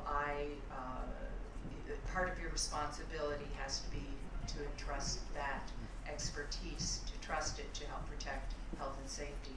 So I therefore ask you to co-sponsor the bill and to vote for it. Thank you all. Thank you so much. Wait 1 minute, please. Are there any questions or comments? Representative Michelle. Thank you, Madam Chair. Thank you for testifying today. I just had a quick question, because I don't know the number of the bag, but what is the percentage of chance that the flu vaccine matches the actual flu virus? I am not a doctor, and I don't even play one on TV, okay. as the old joke goes. And we know that this year the match between the flu, their guess as to the flu virus that would be most predominant is not the one, at least that's what I've been reading. But people who do get the flu after even one of those other shots have a less severe reaction. So it's not 100% efficacious, but there is a protective value. No, thank you about that. I'm sorry, I actually was under the impression you were a physician, so I apologize. No. Sorry about that. No, I'm just, I don't remember if I said I'm a citizen and voter in Stamford, Connecticut. That's my And I'm also a member of the Humanists and Freethinkers of Fairfield County, but I am not a doctor. Thank you, Madam. Thank you so much. Thank you. Just a minute. Are there any other questions or comments? No? Thank you so much for your testimony. Next is John Levine, followed by Kathleen Prescott and Melissa Tulisano. Welcome, sir. Thank you. My name is John Levin. I live in Norwalk. Medical quacks like chiropractor Jason Jenkins should not be guiding public health policies in my state. Period. Nor should TV producers like Del Bigtree, who refers to himself as a scientist. He is not. Yet he peddles junk science and conspiracy theories. We should look to the real experts. The American Academy of Pediatrics and the United States Centers for Disease Control offer abundant information, discussion, and sources regarding the safety and efficacy of the standard battery of vaccines administered to children. Further, their recommendations are unequivocal and unqualified. Vaccines work, and vaccines are safe. And every child who is medically capable should be vaccinated for their own safety and for the safety of unvaccinated members of their community, including infants and immune-compromised individuals. Adverse reactions are rare, and the vast majority of those are minor. Established law and legal precedent clearly empower each state to take actions to protect the health and safety of its citizens and residents. This has never been in dispute. If you retain the blanket religious exemption, then you are inviting Connecticut to become the next Samoa. And no, I do not mean the delicious cookie made popular by Girl Scouts. I mean the South Pacific nation which borders our country's colony of American Samoa, which reported a first case of measles, in this case strain D8, on September 30th, 2019, about 4.5 months ago. A measles outbreak ensued and remains ongoing. So far, 5,707 cases of measles have been confirmed in the nation of Samoa, 3% of the nation's population. Of these, 83 are fatalities, a kill rate of 1.5%, roughly comparable to the coronavirus. The majority of the deaths were children under the age of 5. But it could have been much worse. After 6 weeks after it started, the Samoan government declared a national emergency. All schools were closed, children under 17 were barred from public events, and vaccination became mandatory for all residents without a medical exemption. Subsequently, I'm going to have to stop you there, sir. Your time's up. Are there any questions or comments? Thank you so much for your testimony. Please submit it in writing, and we do read the ones in It writing. has as been well. submitted. There's a little bit more. It's really Excellent. good. You got to read Sorry, it. thank you. I will read it. But next we have Kathleen Prescott, followed by Melissa Tulisano and Robert Tulisano.